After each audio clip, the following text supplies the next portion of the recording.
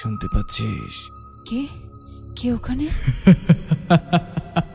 আমাকে মেরো না, আমাকে আমাকে আমাকে ছেড়ে দাও।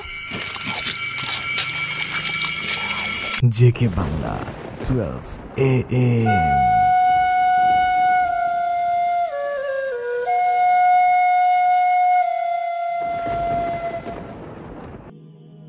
বাবার কথা রাখতে আপনাকে বিয়ে করেছি, না হলে যাকে চেনা নেই জানা নেই তাকে তো কখনো বিয়েই করতো না এই স্নেহা চৌধুরী। আমি ওয়াদাবদ্ধ তোমার বাবার কাছে, না হলে আমি শিহাব খান তোমার মতো বখাটে মেয়েকে কোনোদিন আমি বিয়ে করতাম না। However, now you're my wife and I'm your husband. What? Wife and husband? My food. Listen, Mr. Shihab. 3 কবুলে তুমি আমাকে তোমার স্বামী মেনে নিয়েছো। এখন থেকে তুমি স্নেহা চৌধুরী নও, মিসেস স্নেহা খান। কখনই না, আমি আপনাকে মানতে পারবো না, কারণ আমি একজনকে ভালোবাসি। জাস্ট কয়েকটা মাস, তারপর আমি আপনাকে ছেড়ে চলে যাব, আপনাকে ডিভোর্স। কথাটা শেষ করার আগেই ঝড়ের গতিতে শিহাব স্নেহার সামনে এসে মুখ চেপে ধরে বলে, তুমি আমার অর্ধাঙ্গিনী। এই কথাটা যেন 2 বার আর তোমার মুখে না শুনি। যখন থেকে 3 কবুলে আমার সয়েছ, তখন থেকেই তুই বন্দী হয়েছিস আমার অর্ধাঙ্গিনীতে।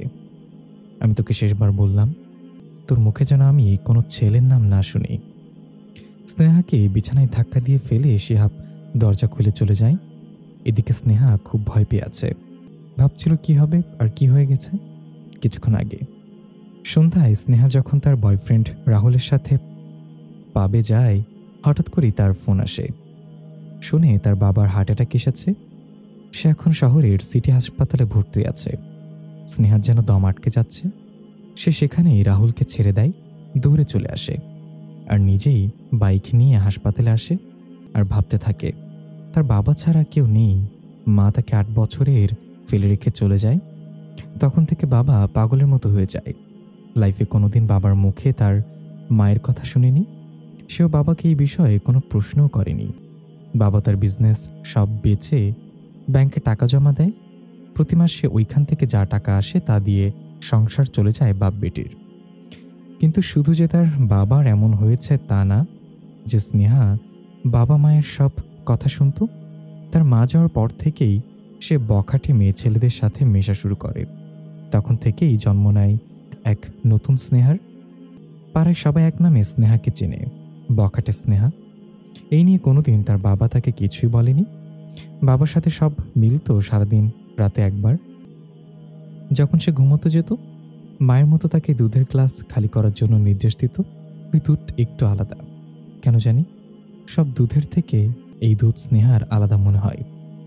ওই সময় সে তার বাবাকে দেখতে পায়। তাছাড়া তার বাবা আর ঘর থেকে বের হয় না। প্রয়োজনে বের হয়, কিন্তু আজ পর্যন্ত এই ঘটনা থেকে সে কোনো দিনও কথা বলেনি। স্নেহার ভাগ্য ভালো যে তার মা বাবার মতো চাচা চাচি পেয়েছে। 9টার মধ্যেই হাসপাতালে পৌঁছে যায়, কিন্তু সামনে তার চাচাতো ভাই জাহিদ দাঁড়িয়ে আছে। তার সাথে সে দৌড়ে তার বাবার রুমের কাছে আসলো। দেখলো বাইরে তার চাচা চাচি বসে আছে। রুমে ঢুকতেই তার বাবা তাকে ইশারা দিয়ে ডাকলো। এমন অবস্থায় ও আমার সাথে কথা বলবে না। ওই রুমের মায়ের সাথে তোমার কি হয়েছিল আমাকে কখনোই বলনি। তারপর থেকে আমার সাথে কথা বলনি। শান্ত হ, আমি এক ওয়াদাবদ্ধ ছিলাম, আজ মুক্তি পেয়ে গেছি। শোন, তোকে আমার একটা কথা রাখতে হবে, পারবি? এতদিন পর তুমি আমার সাথে কথা বলছো। এতদিন তো শুধু চিঠিতে কথা হতো। একই ঘরে থেকে এ থেকে বেশি আর কি চাই আমার? বলো, কি বলবি বল। আগে আমাকে ওয়াদা করবি। ওকে ওয়াদা, তুই আজ এই মুহূর্তে এখানে আমার বন্ধুর ছেলেকে বিয়ে করবি। স্নেহার মাথায় বাজ পড়ল, কারণ স্নেহাকে একবার রাহুল বলেছিল যদি সে তার না হয় তাহলে সে আত্মহত্যা করবে। তাছাড়া রাহুলকে স্নেহা খুব ভালোবাসে। কিরে? ওকে বাবা, তুমি যা বলবে। 10 মিনিটের মধ্যে সব ঠিক। হাসপাতালের মধ্যে ওই রুমে এখন থমথমে পরিবেশ। একজন কাজী, চাচা চাচি, তার ভাই, একজন বৃদ্ধ মহিলা আর একটা ছেলে, যাকে স্নেহা এখনো দেখেনি। স্নেহার পিছনে পিছু ফিরে দাঁড়িয়ে আছে। দুজনে কাগজ কলমে আর 3 বার কবুলে স্বামী স্ত্রী হয়ে গেল। ছেলেটি বৃদ্ধ মহিলাকে ডেকে কিছু বলে বেরিয়ে গেল হাসপাতাল থেকে। একটা নার্স এসে বাবাকে বলে তাকে হাসপাতাল থেকে ডিসচার্জ করে দিছে বৃদ্ধা মহিলাটি।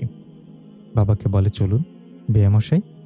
স্নেহা, বাবা আর সবাই একটা বাড়িতে এসে পৌঁছেছে, কিন্তু বাইরে অন্ধকার দেখে বুঝতে পারল না স্নেহা এটা কিরকম বাড়ি, কার বাড়ি। কিন্তু স্নেহা এটা বুঝল বৃদ্ধা মহিলাটি তার শাশুড়ি। বাড়িতে আসতে আসতে 11টা বেজে গেল। বাড়িতে ঢুকে দেখল এখানে কাজের লোকের অভাব নেই। স্নেহাকে সাজিয়ে একটা রুমে বসিয়ে দিয়ে আসে, আর সবাই যার যার রুমে রেস্ট নিয়েছে। এর মধ্যেই সেই রুমটাতে বসে রাহুলের সাথে কথা বলছে এবং কথা ভাবছেও। এর মধ্যে শিহাব আসে, আর যা হলো তা তো সবাই দেখল। এই কথা ভাবতে ভাবতে স্নেহা ঘুমিয়ে পড়ল। অন্যদিকে শিহাব রাগ করে বাসার ছাদে বসে আছে। হঠাৎ তার মা আসলো। কিরে, অনেক রাগ করে আছো আমার বৌমায়ের উপর? হ্যাঁ, অনেক। আজ যদি রুম থেকে বের না হয়ে আসতাম কিছু একটা হয়ে যেত। কি হয়েছে খুলে বল আমায়। শিহাব সবকিছু খুলে বলে। আরে শান্ত হও, ও তো এসব কিছু জানে না ওই ঘটনা। ওকে আমি সেই ছোট্টবেলা থেকে ভালোবাসি। তখন ও মায়ের জন্য ওর কাছে আসতে পারিনি, আজও নিজে আমাকে ওর থেকে দূরে সরিয়ে দিচ্ছে। আমি যে পারবো না ওকে ছেড়ে থাকতে, কারণ আমার অর্ধাঙ্গিনী, জিনবরের অর্ধাঙ্গিনী। শান্ত হও, আস্তে আস্তে সব ঠিক হয়ে যাবে। তুমি তোমার ভালোবাসা দিয়ে ওর মনে জায়গা করে নিবেই, এটা আমার বিশ্বাস। যাও, এখন রুমে যাও। শিহাব তার মায়ের কথা মতো নিজের রুমে আসলো। এসে দেখে স্নেহা খাটের ওপর গুটিসুটি মেরে শুয়ে আছে।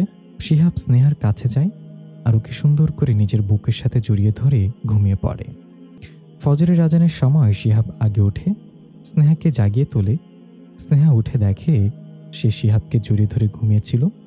সে এক ঝটকায় নিজেকে শিহাবের থেকে দূরে সরে যায়।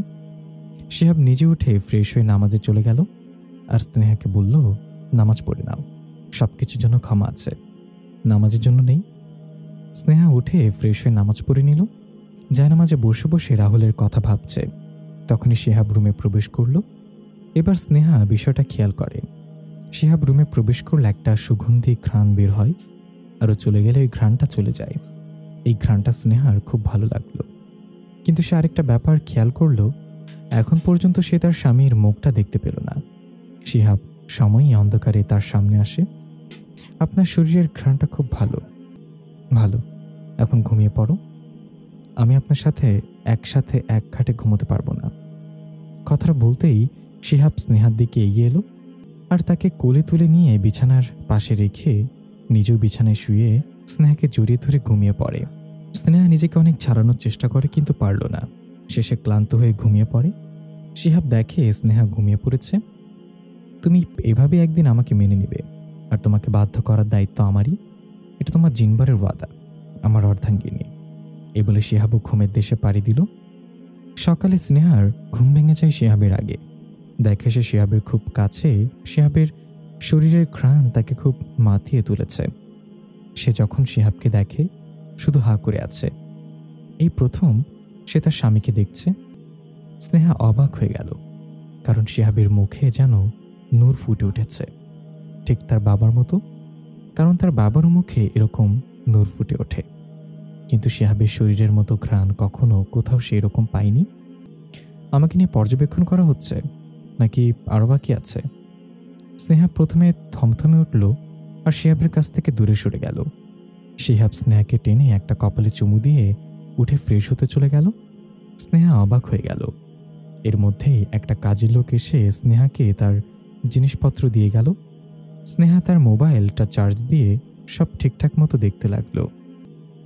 স্নেহা খুব মুগ্ধ হয়ে গেছে, কারণ একটা ছেলে মানুষ এর রুম এতটা গোছানো। স্নেহা তো নিজের রুমকে অগোছালোই রাখত। এর মধ্যেই অবাক হওয়ার কিছুই নেই। তুমি চাইলে অগোছানো করে রাখতে পারো আমার রুম, আমি প্রতিবার গুছিয়ে দিব। স্নেহা পিছনে ফিরে তাকাতে দেখে শিহাব খালি গায়ে টাওয়াল পেঁচিয়ে দাঁড়িয়ে আছে। স্নেহা একটা চিৎকার দেয়, আর সাথেই সবাই দরজার বাইরে থেকে দরজা টোকাচ্ছে যে ভিতরে কি হয়েছে। শিহাব বোকার মতো দাঁড়িয়ে আছে। সে তাড়াতাড়ি জামা কাপড় পরে নেয়। এর মধ্যেই সবাই ভেতরে ঢোকে। এখানে শিহাবের মা, চাচি আর চাচাতো ভাই এসেছে। স্নেহার বাবা আর চাচা সকালে হাঁটতে চলে গেছে। কিরে শিহাব, তুই আমার বৌমাকে কি এমন বলেছিস যে ও চিৎকার করে উঠল? আমি কিছু করিনি, তুমি তোমার বৌমাকেই জিজ্ঞাসা করো। এই বলে সে রুম থেকে বের হয়ে গেল। কিরে স্নেহা, তুই কি এখনো ছোট রয়ে গেলি? বড় কি কোনোদিনই হবি না? এখন তো তোর বিয়ে হয়ে গেছে। জামাই বেচারা কতটা শরম পেয়েছে। সরি, আমি তেলাপোকা দেখে ভয় পেয়ে গেছি। আচ্ছা, যা হওয়ার তা হয়ে গেছে, এখন সবাই চলো। আর মা স্নেহা, তুমি ফ্রেশ হয়ে নাও। এই বলে চাচি আর শিহাবের মা চলে গেল। চাচাতো ভাই বলল, স্নেহা, তোর সাথে আমার কিছু কথা আছে, আমার সাথে দেখা কর। এই বলে সেও চলে গেল। স্নেহা সবসময় কথা তার ভাইয়ের সাথে শেয়ার করে। সে বুঝতে পারল যে তাকে তার ভাই জরুরি কথা বলবে। স্নেহা ফ্রেশ হয়ে নিচে নামলো। কারণে বাড়ি তার দোতলা আর খুব সুন্দর করে সাজিয়েছে, যেন একটা রাজবাড়ি। স্নেহাকে দেখে তার শাশুড়ি বলল, শিহাব বসে আছে খাবার টেবিলে, তোমার জন্য অপেক্ষা করছে। সবাই খেয়ে নিয়েছে, তুমি যাও, তোমরা দুজনও খেয়ে নাও। স্নেহা খাবারের টেবিলের সামনে দাঁড়িয়ে আছে। তোমাকে ইনভিটেশন দিতে হবে বসার জন্য এবং খাবারের জন্য। স্নেহা চুপচাপ বসে পড়ল, কারণ কাল রাত থেকে তার কিছু খাওয়া হয়নি। সে প্লেটে হাত দিতেই, don't touch it, come here now. এই মুহূর্তে বাড়িতে কেউ নেই, সবাই যার যার কাছে ব্যস্ত। স্নেহা একটু ভয় পেয়ে শিহাবের পাশের সিটে বসে। শিহাব একটা প্লেটে খাবার বেড়ে নিল আর বলল, কোনো কথা বলবা না, চুপচাপ খেয়ে নাও। স্নেহা আর কথা বাড়ল না, শিহাবের হাতে চুপচাপ খেতে থাকলো। এদিকে শিহাব নিজেও খাচ্ছে আর স্নেহাকে খাইয়ে দিচ্ছে। আজ স্নেহার মাঝে এক অন্যরকম অনুভূতি কাজ করছে। হঠাৎ রাহুলের কথা মনে পড়তেই স্নেহা না খেয়ে দৌড়ে উঠে চলে আসে নিজের রুমে। শিহাবও তেমন না খেয়ে স্নেহার পেছনে পেছনে রুমে আসলো। স্নেহা কিছুক্ষণ আগে আসে শিহাবের থেকে, এসে নিজের মোবাইলটা অন করে। দেখে রাহুলের 50টার উপর মিসড কল আর মেসেজ। রাহুল বলল, তুমি আমার সাথে এমন করতে পারো না স্নেহা, তুমি আমাকে ছেড়ে অন্য কারোর অর্ধাঙ্গিনী কেমনে হয়ে গেলে? মেসেজটা পড়তে হঠাৎই শিহাবের শরীরের ঘ্রাণ পেল। পেছনে তাকিয়ে দেখে দরজায় শিহাব দাঁড়িয়ে আছে। স্নেহার কান্নামাখা চোখ দেখে তার বুকে যেন কেউ গভীর আঘাত করেছে এমন মনে হচ্ছে। শিহাবকে দেখে স্নেহা তার মোবাইলটা লুকিয়ে ফেলল। শিহাব কাছে এগিয়ে আসতেই, আমার কাছে আসবে না, আর আপনি যখন খুশি এমন বিহেভ করেন কেন আমার সাথে? আমার থেকে দূরে থাকুন। শিহাব, দূরে থাকবো বলে তো তোমাকে অর্ধাঙ্গিনী করিনি। চুপ করেন, আমার আর ভালো লাগে না বারবার একই কথা শুনতে। আমি বিরক্ত হয়ে যাচ্ছে আপনার কথায়। আমি বাবার জন্য আপনাকে বিয়ে করেছি, তাই বলে আমি আপনার বন্দি না। আমি মুক্ত পাখি, আমি আপনার কাছ থেকে উড়ে চলে যাবই, আপনি আমাকে আটকাতে পারবেন না। এরকম জোর করে কখনো ধরে রাখতে পারে না কেউ কাউকে। শিহাব তার হাতের পাশের ড্রেসিং টেবিলে একটা ঘুষি দিয়ে ওখান থেকে চলে গেল। শিহাবের হাত কাটার রক্ত দেখে স্নেহা ভয় পেয়ে গেল। স্নেহা এখন শিহাবকে খুঁজছে। সে প্রত্যেকটা কাজের লোককে জিজ্ঞাসা করে, কিন্তু কেউ স্নেহার কোনো প্রশ্নের উত্তর দেয় না। এর মধ্যে শিহাবের মা বলল, স্নেহার পেছন থেকে, শিহাবকে খুঁজছ? সে পেছনে তাকিয়ে দেখে তার শাশুড়ি। সে তার হাতটা কেটে ফেলেছে, রক্ত পড়ছে। কোথায় সে? চল আমার সাথে, কথা আছে, তোমাকে কিছু জানতে হবে। স্নেহা তার শাশুড়ির পেছনে হাঁটতে হাঁটতে হঠাৎ তার চাচাতো ভাই জাহিদ এসে বলে, আন্টি, কিছু মনে করবেন না, আপনারা বউ শাশুড়ি কোথায় যাচ্ছেন? যদি না যান তাহলে আন্টি আপনাকে আম্মাই ডেকেছে ড্রয়িং রুমে, আর ওখানে বাবা ও চাচাও আছেন, আপনার সাথে কিছু জরুরি কথা আছে তাদের। স্নেহা, তোমার সাথে পরে কথা বলবো, আমি আসছি। ওকে। কিন্তু কেন যেন এই একদিনে স্নেহা শিহাবের জন্য অন্যরকম একটা অনুভূতি অনুভব করছে। কিরে, কেমন ভাবছিস? চল আমার সাথে। এই বলে জাহিদ স্নেহাকে নিয়ে বাড়ির বাইরে বাগানে আসলো। নীরবতা কাজ করছে দুই ভাই বোনের ভেতর। অনেকক্ষণ পর জাহিদ বলল, স্নেহা, তুই রাহুলকে ভুলে যা। শিহাব অনেক ভালো একটা ছেলে, ওকে আমি আগের থেকেই চিনি, ওর কাছে তুই অনেক খুশি থাকবি। ভাই, আমি পারবো না, আমি রাহুলকে অনেক ভালোবাসি, ও আমাকে ভালোবাসে। ও তোকে ভালোবাসে না বলতে চাই না, তবু বলি, ও কোনোদিনও তোকে ভালোবাসতে পারে না। ও তো শুধু মেয়েদের শরীরকে ভালোবাসে। ভাই, ও অনেক বদলে গেছে। কখনোই না। ওর জন্য আজ এই সমাজের মানুষের কাছে তুই বখাটে মেয়ে, কিন্তু আমি তো জানি আমার বোন কেমন। শুধুমাত্র ওর জন্যই আজ জীবনে তুই যাকে পেয়েছিস, একদিন তুই নিজেকে ভাগ্যবান মনে করবি, দেখিস। রাহুলকে ভুলে যা।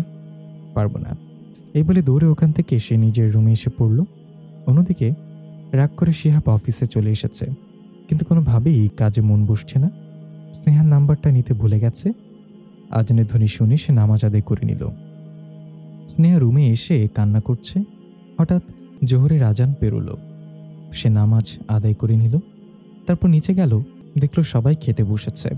তার শাশুড়ি তাকে ডেকে বসতে বলল। সে তার বাবার পাশে বসল। বাবা, তুমি এখন কেমন আছো?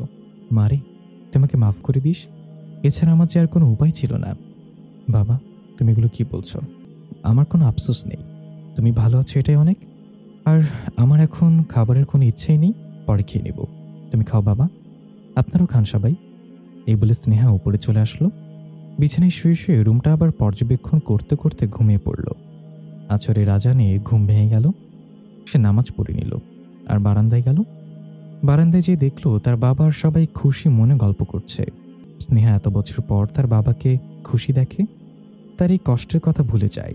বারান্দায় চারপাশে তাকিয়ে দেখে অনেকগুলো ফুল গাছ, কত রকমের ফুল ফুটে আছে। ফুলের পাশে একটা দোলনা। স্নেহা যেয়ে এই দোলনায় বসে। প্রথমে ভালো লাগছে, তারপর সে তার করা ওই দিনগুলোর কথা মনে করেছে। অতীত। স্নেহা তার স্কুল জীবন মাদ্রাসায় পড়েছে, কিন্তু ম্যাট্রিক পরীক্ষা দেওয়ার পর সে বলল সে আর মাদ্রাসায় পড়বে না, কলেজে পড়বে। সবাই অমত ছিল, কিন্তু স্নেহার জিদের কাছে তারাও হার স্বীকার করে। তারপর তার ভাই তাকে কলেজে ভর্তি করাতে নিয়ে যায়। স্নেহা কলেজে ভর্তি হবার পর 2 মাস ভালোই চলছিল। তারপর একদিন রাহুলের সাথে দেখা। রাহুল সেদিন তাকে প্রপোজ করে বসে আর বলে, তোমাকে আমি অনেকদিন ধরেই ভালোবাসি স্নেহা, কিন্তু কখনো বলিনি। সেদিন তোমাকে প্রথম দেখার পর থেকে আমি ফিদা হয়ে যাই। তোমার বডি, কিউটনেস। আর বলার আগে স্নেহা রাহুলের গালে একটা থাপ্পড় মেরে বসে। সামনে থেকে সরেন, কখন আমার চোখের সামনে আসবেন না ইডিয়েট। রাহুল সেদিন অপমানিত হয়ে চলে যায়। রাহুল বড়লোক বাপের একটা বখাটের ছেলে। মেয়েদের মন নিয়ে খেলা তার নেশা। এখন সে স্নেহার পেছনে পড়েছে। সেদিনের পর থেকে অনেক ভাবে রাহুল স্নেহাকে কনভিন্স করার চেষ্টা করে। 1 মাস আগে স্নেহা অ্যাকসেপ্ট করে। তারপর থেকে স্নেহা একটু পাল্টে যায়। সেও বখাটেগিরি করতে থাকে রাহুলের মতো। রাহুলের সাথে থেকে এক্সপেক্ট করার পর থেকে সে যখন জানতে পারে রাহুল মেয়েদের মন নিয়ে খেলা করে, তখন সে রাহুলকে বলল এসব করা বন্ধ করতে। আর তাই রাহুল গতকাল রাতে সে স্নেহাকে পাবে ডাকে। পাবে রাহুল স্নেহাকে কয়েকটি ওয়াদা দেয়। আমি কখনো তোমাকে ছেড়ে যাব না, কোনো মেয়েদের মন নিয়ে খেলা করব না, তুমি যা বলবে তাই হবে, বখাটেগিরি ছেড়ে দেব। স্নেহা কিছু জবাব দিবে এর আগেই তার কল আসলো আর সে ওখান থেকে চলে আসে বাবাকে দেখতে। এসব ভাবতে ভাবতে হঠাৎ আজান দেয় মাগরিবের। স্নেহা বাকি নামাজের মতো এই নামাজটাও আদায় করে নিল।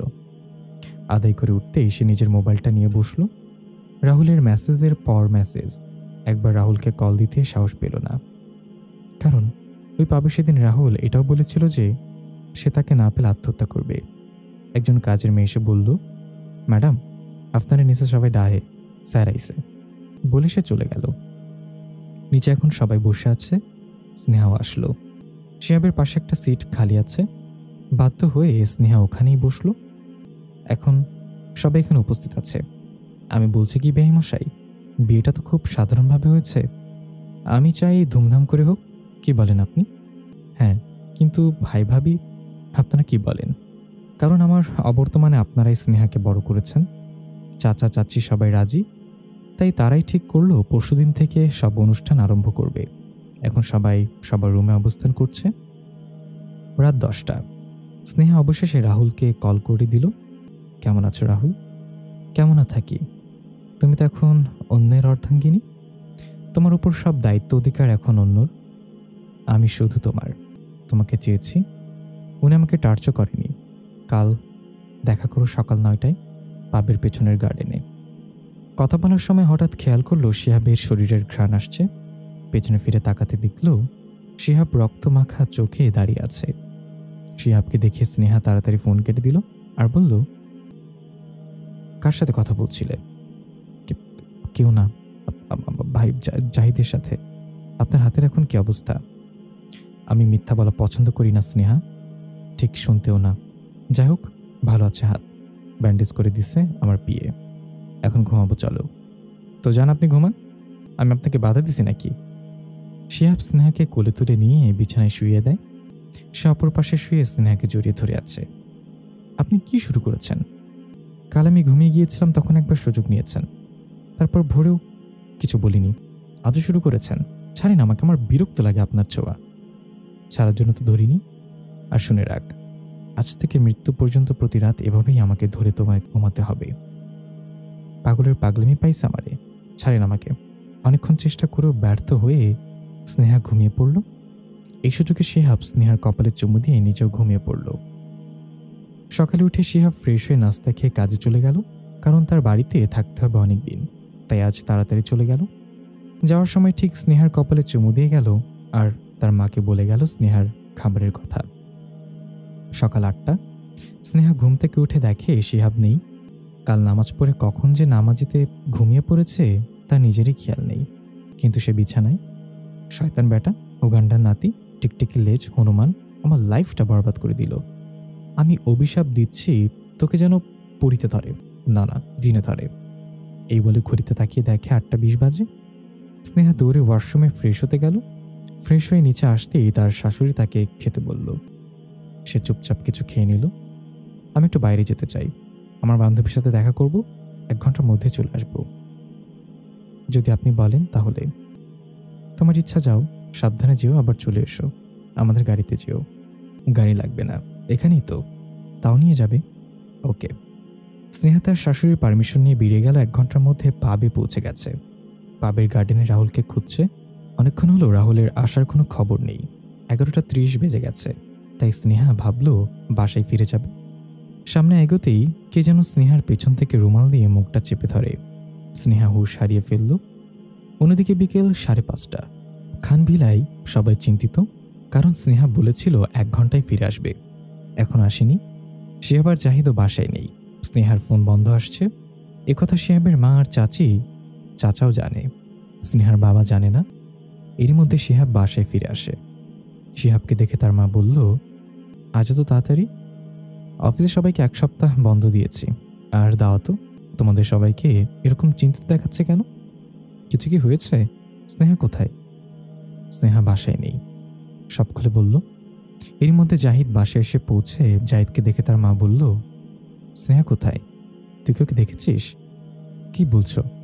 আজ তো স্নেহার সাথে আমার দেখাই হয়নি, আমি জানবো কি করে? 1 মিনিট, ব্যাপার কি? আমাকে কেউ বলবে? জাহিদ কেউ সব খুলে বলল। কাল রাতে স্নেহা তোমাকে ফোন করেনি জাহিদ? কই না তো, কেন? কাল রাতে কার সাথে যেন কথা বলছিল যে ও ভাবের পেছনের গার্ডেনে দেখা করবে। আমাকে দেখে ফোনটা কেটে দিল। আমি জিজ্ঞাসা করতেও বলল তোমার সাথে কথা বলছে, তাই তো আমি আর বেশি কিছু বলিনি। ও মিথ্যা কথা বলেছে। আমি মানা করার সত্ত্বেও ওর কাছে আবার গেছে। ওকে, ওর প্রেমিক রাহুল, একটা বকাটে ছেলে। এখন কথা বলার সময় নেই, আমার সাথে চলেন, আমি জানি ওরা কোথায় থাকতে পারে। জাহিদের কথা শুনে শিহাবের মাথায় রক্ত উঠে গেছে, কারণ তার অর্ধাঙ্গিনী মিথ্যা কথা বলেছে। সে মানা করার পরও ওই ছেলের কাছে গেছে, সে বুঝতে পারছে না। একসময় তারা পাবের পেছনের গার্ডেনে পৌঁছে যায়। দেখে ওখানে কেউ নেই। তারা সামনে এগোতেই দেখে স্নেহার মোবাইলটা পড়ে আছে। এটা দেখে শিহাবের বুক মুচড়ে উঠল। জাহিদ, স্নেহার কোনো বিপদ হয়নি তো? আমার তো ভয় হচ্ছে। আমি জানি রাহুলের সম্পর্কে, কিন্তু স্নেহা জানে না। স্নেহা তো মাত্র কয়েক মাস আগে ওকে জেনেছে। শিহাব আর জাহিদ খুঁজতে খুঁজতে 8টা বেজে গেল। হঠাৎ শিহাব বলল, জাহিদ চল আমার সাথে, আমি জানি স্নেহা কোথায়। জাহিদ আর শিহাব পুরনো একটা বাড়ির পেছনে যায়। এটা শহরের একটু দূরে। সবাই ভূতুরে বাড়ি বলে। এখানে কি স্নেহা আছে? চলো ভেতরে। অন্যদিকে স্নেহার হুঁশ ফিরে আসতেই দেখে সে একটা রুমের ভেতরে বাঁধা অবস্থায় পড়ে আছে। সামনে একটা মশালে আগুন ধরে কেউ তার দিকে এগিয়ে আসছে। ভালো করে তাকিয়ে দেখে রাহুল। সে মুচকে হাসছে। স্নেহার মুখ থেকে টেপটা খুলে দিল। রাহুল, আমাকে বাঁচাও, কে যেন আমাকে এভাবে বেঁধে রেখেছে। এগুলো খুলে তা অনেক কষ্ট হচ্ছে। বেবি, তোমাকে ছেড়ে দিলে আমার প্রতিশোধ, আর তোমাকে পাওয়ার আশা কে পূরণ করবে? প্রতিশোধ? কিসের প্রতিশোধ? আর তুমি আমাকে ভালোবাসো না? আমি রাহুল কোনোদিন কোনো মেয়েকে ভালোবাসি না বেবি, তোমাকেও না। কিন্তু তোমার বডি, ও মাই গড, কি বলবো, তোমার কিউটনেস, তোমাকে পাওয়ার জন্য আমি কতবারই চেষ্টা করলাম, কিন্তু ব্যর্থ হলাম। তোমার থেকে ওই দিনের ওই থাপ্পড়ের প্রতিশোধ নিতে তোমাকে আমার ভালোবাসার ফাঁদে ফেলা। এত বড় ধোঁকা দিলে? আমি কি তোমাকে ভালোবাসিনি? ধোঁকা আমি দিইনি, তুমি দিয়েছ। তুমি তো বিয়ে করেছো অন্যকে। তাকে ডিভোর্স দিয়ে আমি তো তোমার কাছে আসতে চাই। বেবি, আমি ডিভোর্স থেকে কোনোদিন বিয়ে করব না, তাদের চেহারাও দেখব না। আমার প্রতি রাতে নতুন ভার্জিন মেয়ে চাই। তুমি জানো তোমাকে পাবে কেন সেদিন ডেকেছি? কেন? ওই দিন যদি তুমি ওই ফোন পেয়ে চলে না যেতে তাহলে ওই রাতের বেড পার্টনার তুমি হতে। এই বলে রাহুল স্নেহার দিকে এগোতে লাগলো। ছি! এই বলে রাহুলকে একটা কোষে চড় মেরে দিল। রাহুল অনেকটা কেঁপে গিয়ে স্নেহার থেকে নিজেকে ছাড়িয়ে নিয়ে ওড়নাটা টেনে নিয়ে গেল। স্নেহার সাথে জোরজবস্তি করতে গিয়ে স্নেহাকে যখন থাপ্পড় দেয় সে সামলাতে না পেরে দেয়াল ছিটকে পড়ে। মাথায় ব্যথা পেয়ে নিচে পড়ে অজ্ঞান হয়ে যায়। এর মধ্যে জাহিদ আর শিহাব এসে দেখে স্নেহার অজ্ঞান হয়ে নিচে পড়ে আছে আর মাথা থেকে রক্ত বের হচ্ছে। রাহুল লোভনীয় দৃষ্টিতে স্নেহার দিকে তাকিয়ে আছে। শিহাবের মাথায় যেন এ কাণ্ড দেখে রক্ত উঠে গেল। জাহিদ, তুমি স্নেহার কাছে যাও আর স্নেহাকে নিয়ে গাড়িতে ওঠো। একটুকু বলে রাহুলকে মারতে শুরু করে। রাহুল আধমরা অবস্থায় পড়ে আছে। জাহিদ স্নেহাকে নিয়ে গাড়িতে আসে। 10 মিনিট পর শিহাবও আসলো। এতক্ষণ লাগলো কেন?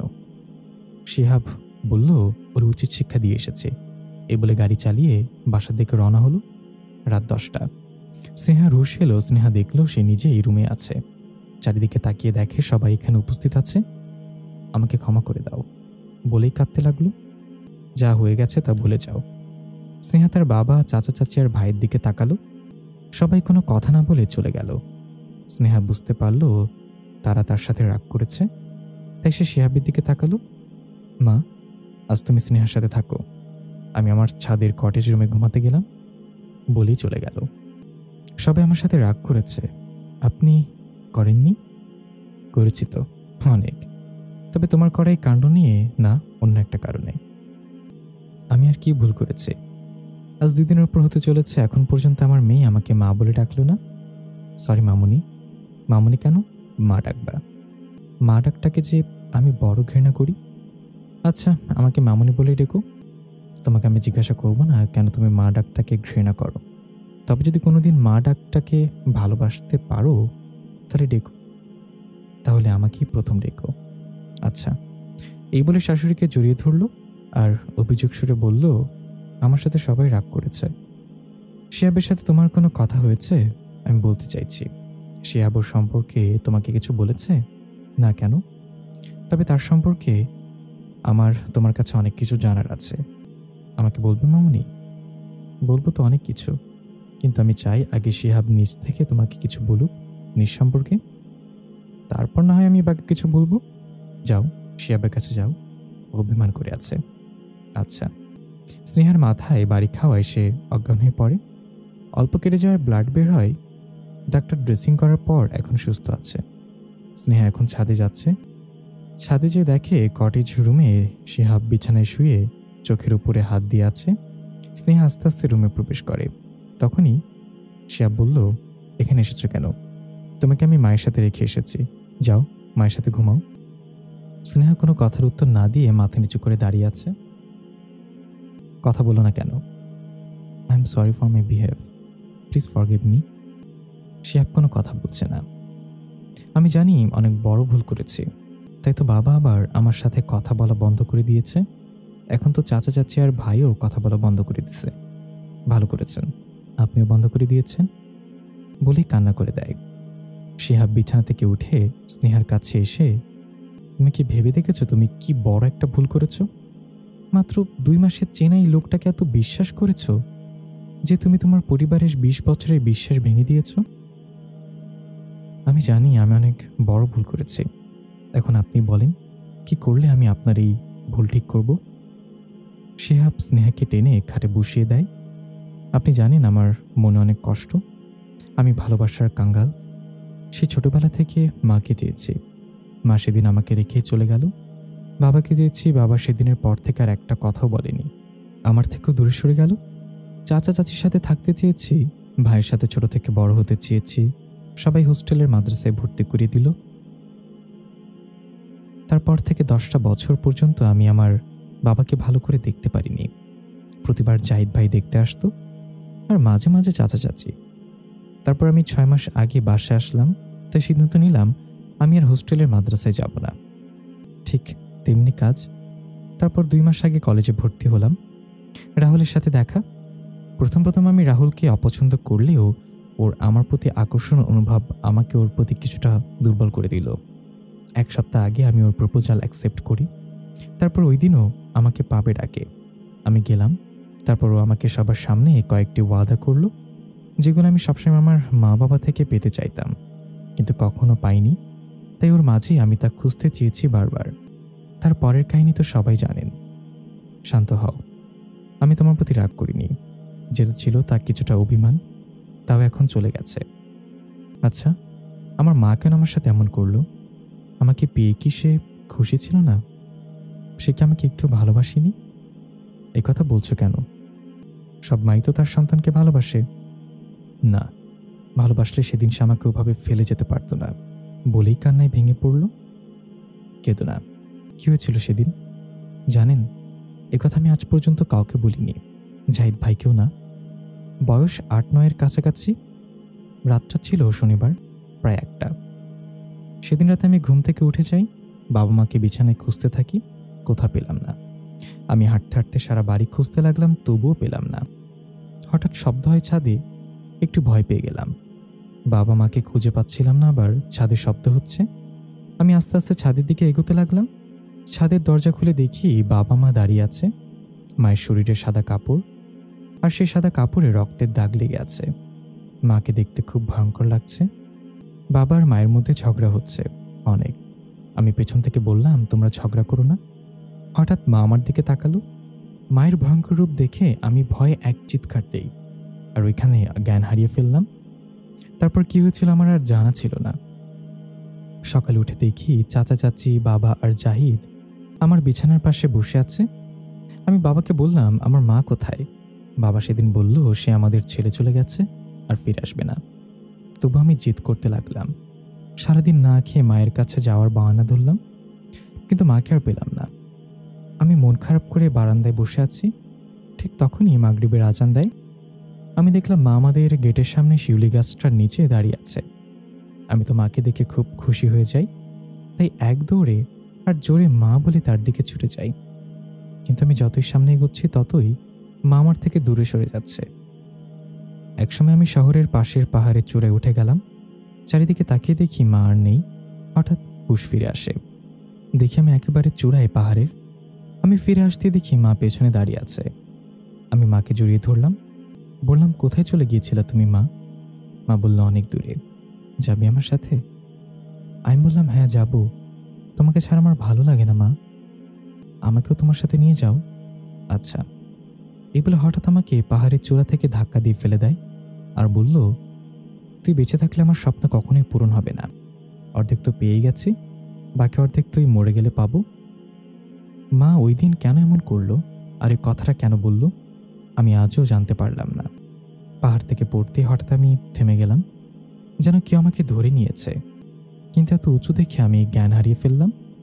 যখন হুঁশ ফিরে তখন আমি দেখি আমি বাসায় আমার রুমে শুয়ে আছি। বাবাকে বললাম, এসব কি হচ্ছে? বাবা একটা চিঠি দিয়ে চলে গেল। আমি তখন একটু পড়তে পারি। চিঠিতে লেখা ছিল, মারে, আমাকে ক্ষমা করে দিস। আমার ভুলের চোরাবালিতে তোকে নিয়ে আমি ডুবে যাচ্ছি। কখনো প্রশ্ন করিস না কেন তোর সাথে এমন ঘটল। তবে জীবনের জলাশয় সব একসময় খুঁজে পাবি। জীবনের সেই জলাশয়ের অপেক্ষা কর। সেদিন আমি আর কিছু বুঝতে না পারলেও এটা বুঝতে পেরেছি, আমি আমার বাবা মাকে মনে হয় হারিয়ে ফেলেছি। ঠিক তেমনই আজ পর্যন্ত আমি আমার মাকে আর দেখিনি। সেদিনের পর থেকে বাবাও দূরে সরে গেল। এমনটা বলতে বলতে স্নেহার কান্নার বেগও বাড়তে থাকে। এমনটা দেখে শিহাবের ভেতরে যেন সবকিছু দুমড়ে মুচড়ে যায়। স্নেহা, তুমি বসো, আমি এখনই আসছি। এই বলে শিহাব পানি আনতে নিচে যায়। পানি নিয়ে আসতে আসতে একটু লেট হয়, কিন্তু এসে দেখে স্নেহা ঘুমিয়ে পড়েছে। তাই স্নেহাকে আর না জাগিয়ে নিজেও স্নেহাকে জড়িয়ে ধরে ঘুমিয়ে পড়ে। সকালে স্নেহার ঘুম ভাঙল। বিছানায় তাকিয়ে দেখে শিহাব নেই। চারিদিকে তাকিয়ে দেখে কোথাও শিহাবকে পেল না। তারপর সে ওখান থেকে নিজের রুমে চলে গেল। এসে ফ্রেশ হয়ে দেখলো ঘড়িতে 9টা বাজে। হঠাৎ খেয়াল হলো বাড়িতে শোরগোল শোনা যাচ্ছে। সে দ্রুত নিচে নামলো। নিচে নেমে দেখে ড্রয়িং রুমে কেউ নেই। তার শাশুড়ি ফোনে কথা বলছে। সে শাশুড়ির কাছে যেতেই স্নেহা, আমি ফোনে কথা বলছি, যাও, টেবিলে সব নাস্তা রাখা আছে, খেয়ে নাও। বাকিরা কোথায়? বাকিদের খুঁজছো নাকি আমার? বলতে স্নেহা একটু মুচকি এসে খাবারের টেবিলে চলে গেল। সবাই কাজে ব্যস্ত, কাল বড় করে অনুষ্ঠান হবে। তোমাদের বিয়ের খবর সবাইকে বলা হয়নি, তাই অনুষ্ঠানে বলে দিব।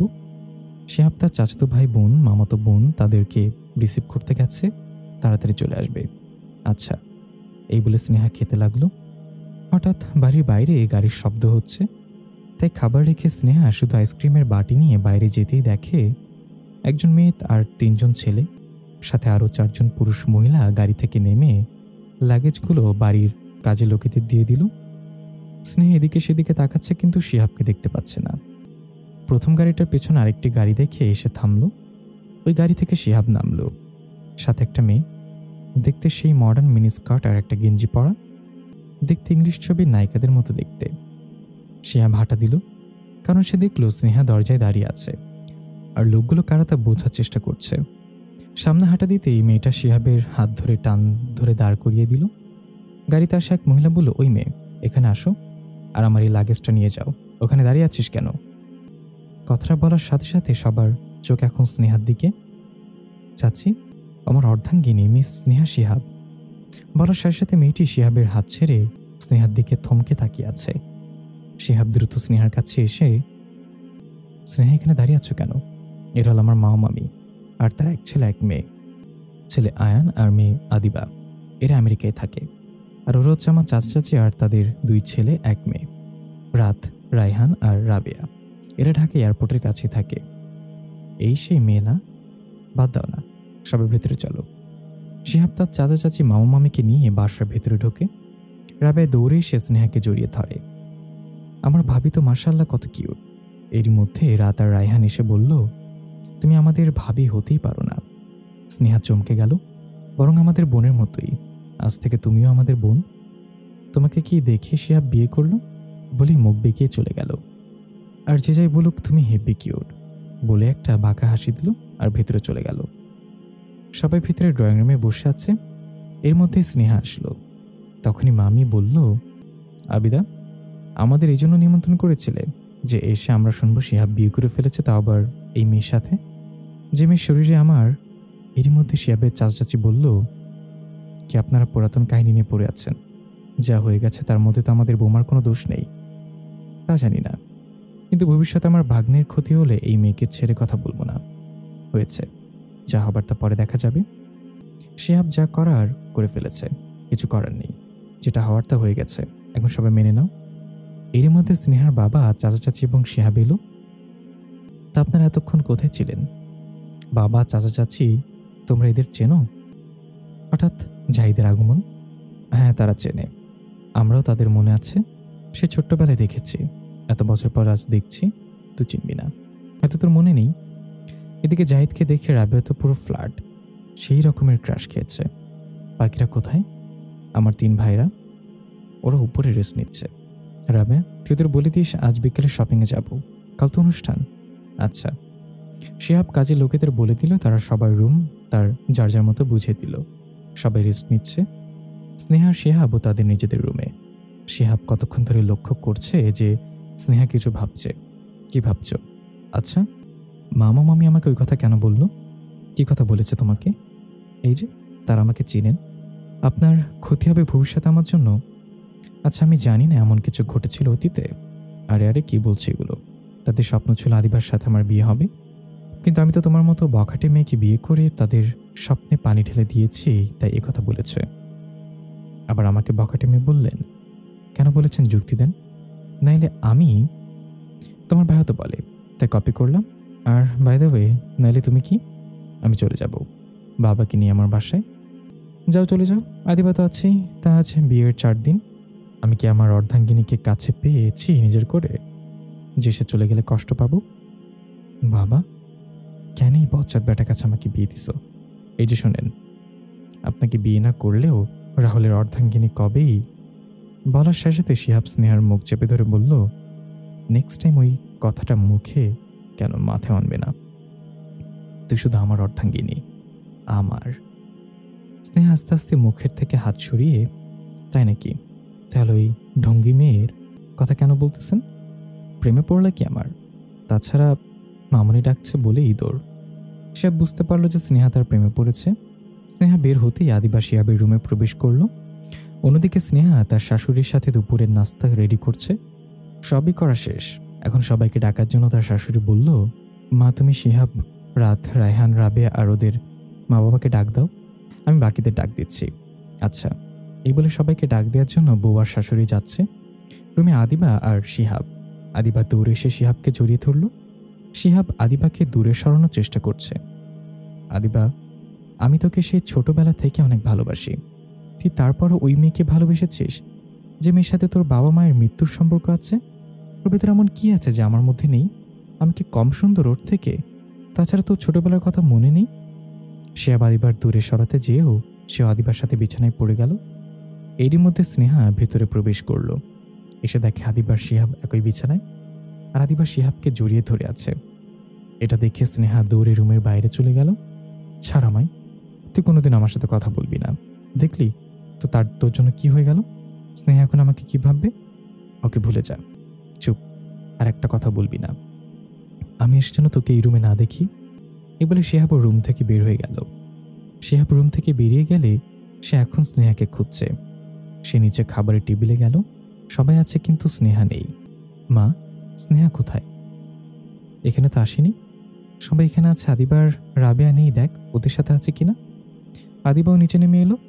এখন টেবিলে স্নেহা আর রাবেয়া ছাড়া সবাই আছে। রাবেয়ার রুমের দিকে যাওয়ার জন্য পা বাড়াতেই আদিবা শিহাবের হাত ধরে টেনে দাঁড় করিয়ে বলল, কে? এত বোপাগল হলে চলবে? এখানে আমরা সবাই আছি, দেখছিস না? চল বস। জোর করে বসিয়ে দিল। শিহাবের ঠিক পাশে আদিবা বসেছে, আর এদিকে রাবেয়া আর স্নেহা নিচে নেমে এলো।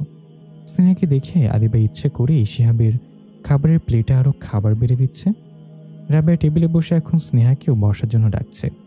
মা, আমি এখন খাবার খাবো না, যখন মন চাইবে তখনই খেয়ে নেব। তুই তো খাবার দেখলে না খেয়ে থাকতে পারিস না, আজ কি হলো তোর?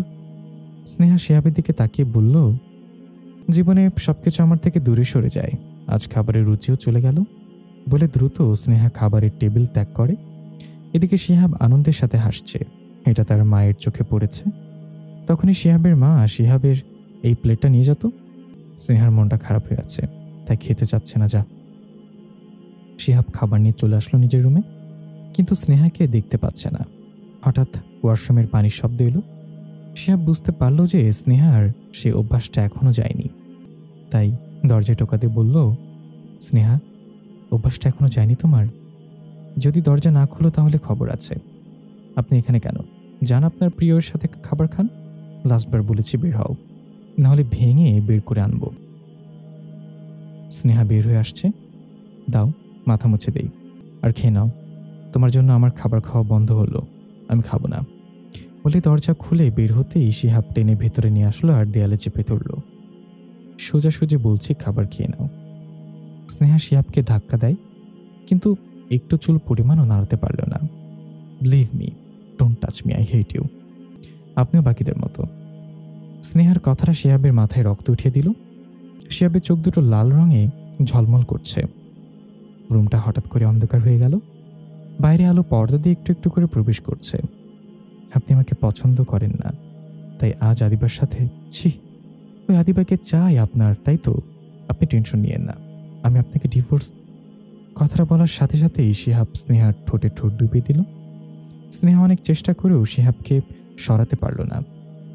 5 মিনিট পর শিহাব নিজেই স্নেহাকে ছেড়ে দিল, কিন্তু স্নেহা শিহাবের দিকে তাকাতেই স্নেহা এক চিৎকার দিয়ে অজ্ঞান হয়ে পড়ে গেল নিচে। স্নেহার চিৎকারে সবাই থমকে গেছে। শিহাবের রুমে সবাই এসে দরজা ধাক্কাতেই শিহাবের মা বলল, সবাই শান্ত হও, শিহাব নিজে দরজা খুলে দিবে। এর মধ্যে শিহাব দরজা খুলে দিল।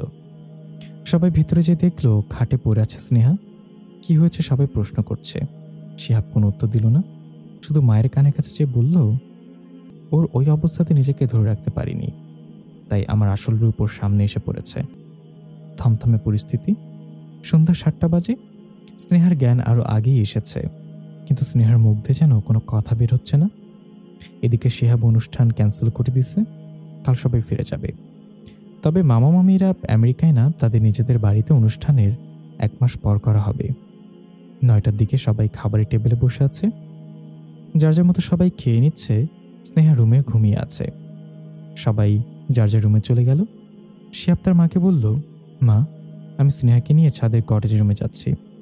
আজ স্নেহাকে সব বলে দিব, কেউ যেন ছাদে না যায়, সবাইকে বলে দিও। কিন্তু শিহাব জানে না কেউ একজন তাদের কথা শুনেছে। আচ্ছা, সাবধানে, সামনে বিপদ আসছে। আবার রক্ত পূর্ণিমার রাত চলে এসেছে। হ্যাঁ, ওরও জানার সময় হয়ে গেছে। সবকিছু আজই বলবো। এই বলে সে নিজের রুমে চলে গেল। দেখে স্নেহা ঘুমিয়ে আছে। স্নেহাকে কোলে তুলে ছাদের কটেজ রুমে নিয়ে গেল। রাত 12টা। স্নেহার ঘুম হঠাৎ ভেঙে গেল। সে দেখল সে নিজের রুমে নেই, ছাদের কটেজ রুমে। আর শিহাব রুমে জানালা দিয়ে বাইরে তাকিয়ে আছে। ঘুম ভাঙল? অনেক কথা আছে তোমার সাথে, শুনতেই হবে। আপনি কোনো সাধারণ মানুষ না। আপনি কোনো সাধারণ মানুষ না। ভয় পেও না, আমি তোমার কোনো ক্ষতি করব না। তুমি বিছানায় থাকো, আমি জানালার কাছ থেকে তোমার সাথে কথা বলবো। শুধু কথা বলবো, কিন্তু তোমাকে শুনতে হবে, বাই হুক অর কুক। শিহাব জানালার দিকে ফিরে আছে। এতক্ষণ স্নেহার দিকে পিছু ফিরে কথাই বলেছে। আমি কোনো সাধারণ মানুষ না, আমি একজন জিন। কথাটা শুনে স্নেহার যেন পায়ের নিচের মাটি সরে গেল। স্নেহা অনেক ভয় পেয়ে গেল। শিহাব পেছনে ফিরে দাঁড়িয়ে আছে। এই সুযোগটা কাজে লাগিয়ে স্নেহা আস্তে আস্তে দরজাটা খোলার চেষ্টা করল, কিন্তু খুলছে না। আমি জানতাম এমনটা হবে, তাই দরজায় লক করে রেখেছি। সোজাসুজি খাটে যেয়ে বসো। আমার কথার আগে যদি তুমি একটা পা এদিক সেদিক করার চেষ্টা করো তাহলে ভালো হবে না। ওয়ার্নিং দিলাম তোমাকে। আমি জিন, আমি যা ওয়াদা করি তা অক্ষরে অক্ষরে পালন করি। তা আমি কি বলতে চাইছি বুঝতে পারছো? স্নেহা চুপচাপ গিয়ে খাটে বসলো। তুমি কি জানতে চাও না কেন সেদিন তোমার বাবা তোমার মত না নিয়ে আমার সাথে তোমার বিয়েটা দিল? আমার বাবা জানে আপনি একজন জিন। হ্যাঁ জানে। আর তোমার আমার কাহিনী তো সবই তার কাছ থেকে শুরু। বাবা জেনেও আমার সাথে এমন করতে পারল, বলেই কান্না করে দিল। তবে তোমার আর আমার বিয়ের জন্য তুমি নিজেই দায়ী। আমি? কিভাবে? এই কাহিনী সেই রাত থেকে শুরু হয় যেদিন তোমার জন্ম হয়। ওই দিন বাসায় কেউ ছিল না। আমি, মা আর তোমার মা। তোমার মায়ের 9 মাস চলে। হঠাৎ তোমার মায়ের ইমার্জেন্সি ব্যথা শুরু হয়। বাইরে অনেক ঝড় বৃষ্টি শুরু হয়, তাই তোমার মাকে বাসায় ডেলিভারি দিতে হয়। কিন্তু সেদিন আশেপাশে এমন কেউ ছিল না যে আমাদের সাহায্য করবে। মা আমাকে তোমার মায়ের পাশে বসায়, আর এদিকে মা খুবই চেষ্টা করছে তোমাকে আর তোমার মাকে বাঁচাতে। অনেক কষ্টের ফলে তুমি পৃথিবীতে আসো, আর প্রথমেই রক্ত ভেজা অবস্থায় আমার কোলে। সেদিন ওই অবস্থায় আমি তোমাকে বলেছিলাম আমাকে বিয়ে করবে। তুমি একটা মুচকি হাসি দাও। সেদিন ওই ঘটনায় তোমার মা আর আমার মা সিদ্ধান্ত নেয় আমরা পরিণত বয়সে পা দিলে আমাদের বিয়ে দেবেন। সেদিন তোমার বাবা আর আমার বাবা এসে যখন শুনলো তুমি জন্ম হয়েছ, তারা দুজন আনন্দে আত্মহারা হয়ে যায়। তারপর 6 মাস তোমাদের সাথে আমরা একসাথে থাকি। ওই 6 মাসে আমি যেন আমার সারা জীবনের জন্য তোমার প্রেমে পড়ি। তবে সেটা তখন বুঝতে পারিনি। যখন বড় হয়েছে ওই ফিলিংসটা বুঝতে পেরেছি। তোমার 6 মাস বয়সে হঠাৎ আমাদের আমেরিকায় যেতে হয়। সেদিন খুব কষ্ট হয়েছিল তোমাকে ছেড়ে যেতে, তাও যেতে হয়েছে বাবার বিজনেসের জন্য। ওখানে যে আদিবার আয়নার সাথে বন্ধুত্ব হলেও তোমারই কথা মনে পড়তো আমার।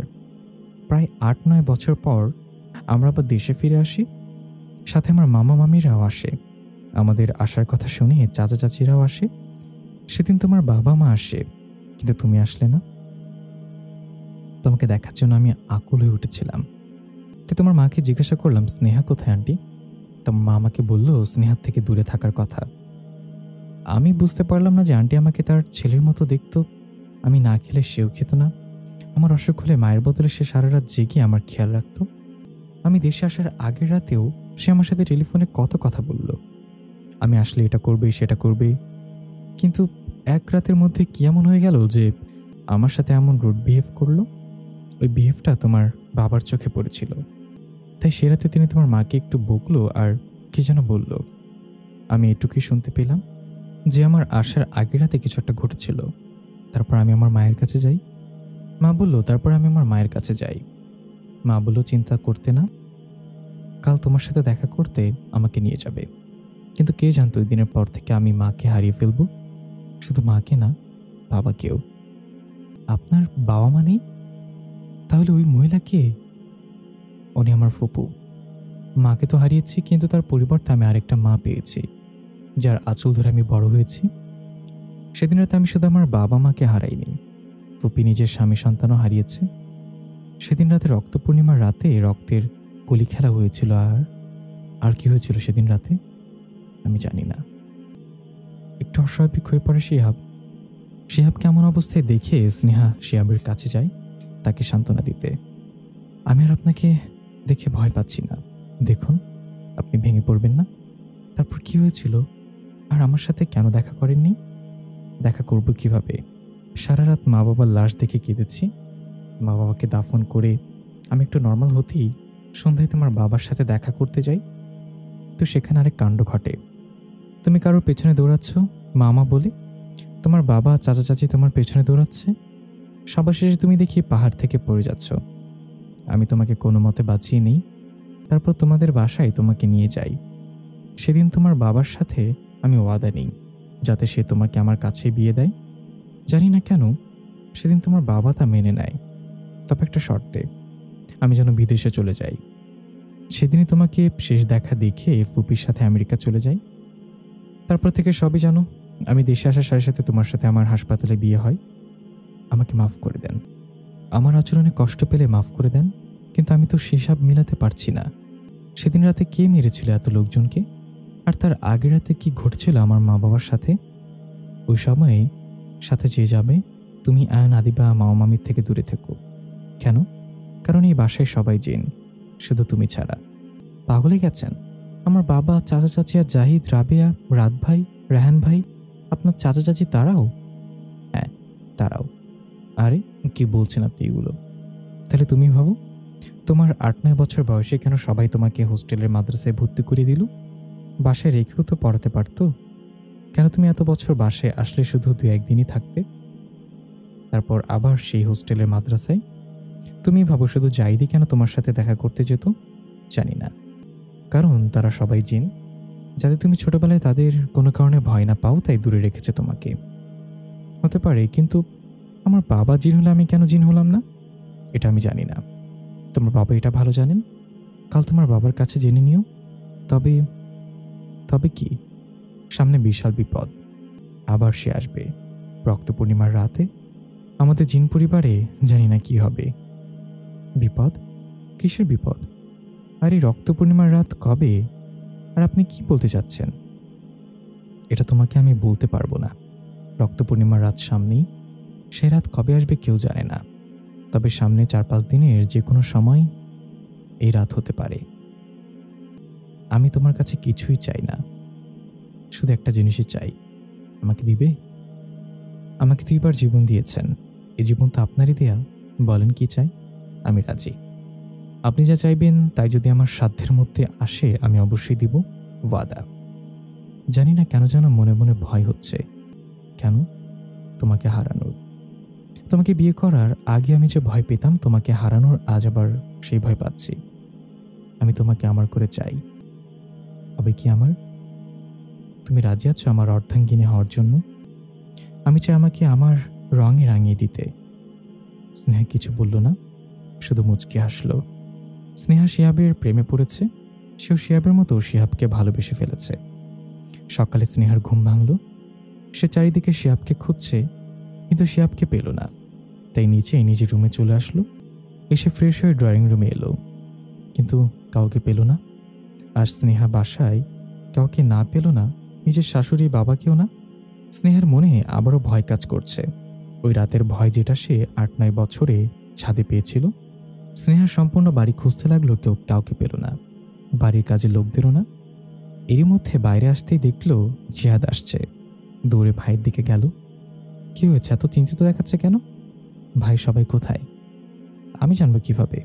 কাল রাতে আমি আমার বন্ধুর সাথে দেখা করতে গিয়েছিলাম, আস্তে আস্তে অনেক লেট হয়ে যায়, তাই ওর বাসায় থেকে যাই। আর সকাল হতেই বাবা মা আর চাচাকে নিয়ে যেতে এসেছি বাসায়। তুই এভাবে বলছিস কেন? ভাই বাসায় কেউ নেই। এর মধ্যে গেটের দারোয়ান দৌড়ে আসলো। তার অবস্থা দেখে জিহাদ আর স্নেহা একটু ভয় পেয়ে গেল। মা, আপনি এতক্ষণ কোথায় ছিলেন? কেন? আপনাকে খুঁজতে অনেকগুলো লোক এসেছিল। সকালে যখন মেহমানরা সবাই চলে গেল, তোমার চাচা চাচি যেন কোথায় গেল। সাহেব, বড় ম্যাডাম আর তোমার বাবা বাসার ভেতরে। মিনিট 5-6 পরে একদল লোক আসলো, একটা মহিলা তান্ত্রিকের মতো আর একটা 25 থেকে 26 বছর বয়সের ছেলে। যে লোকগুলোকে ইশারা দিল, সাথে সাথে তারা আমাকে আর আমার বাড়ির কাছে লোকদের মারতে শুরু করে। কোনো মতে প্রাণ নিয়েই পালাই। আমি দেখলাম তারা তাদের অজ্ঞান অবস্থায় গাড়িতে করে কোথায় যেন নিয়ে যাচ্ছে। তবে তোমার বাবার হুঁশ ছিল, সে আমাকে এই কাগজটা দিচ্ছে।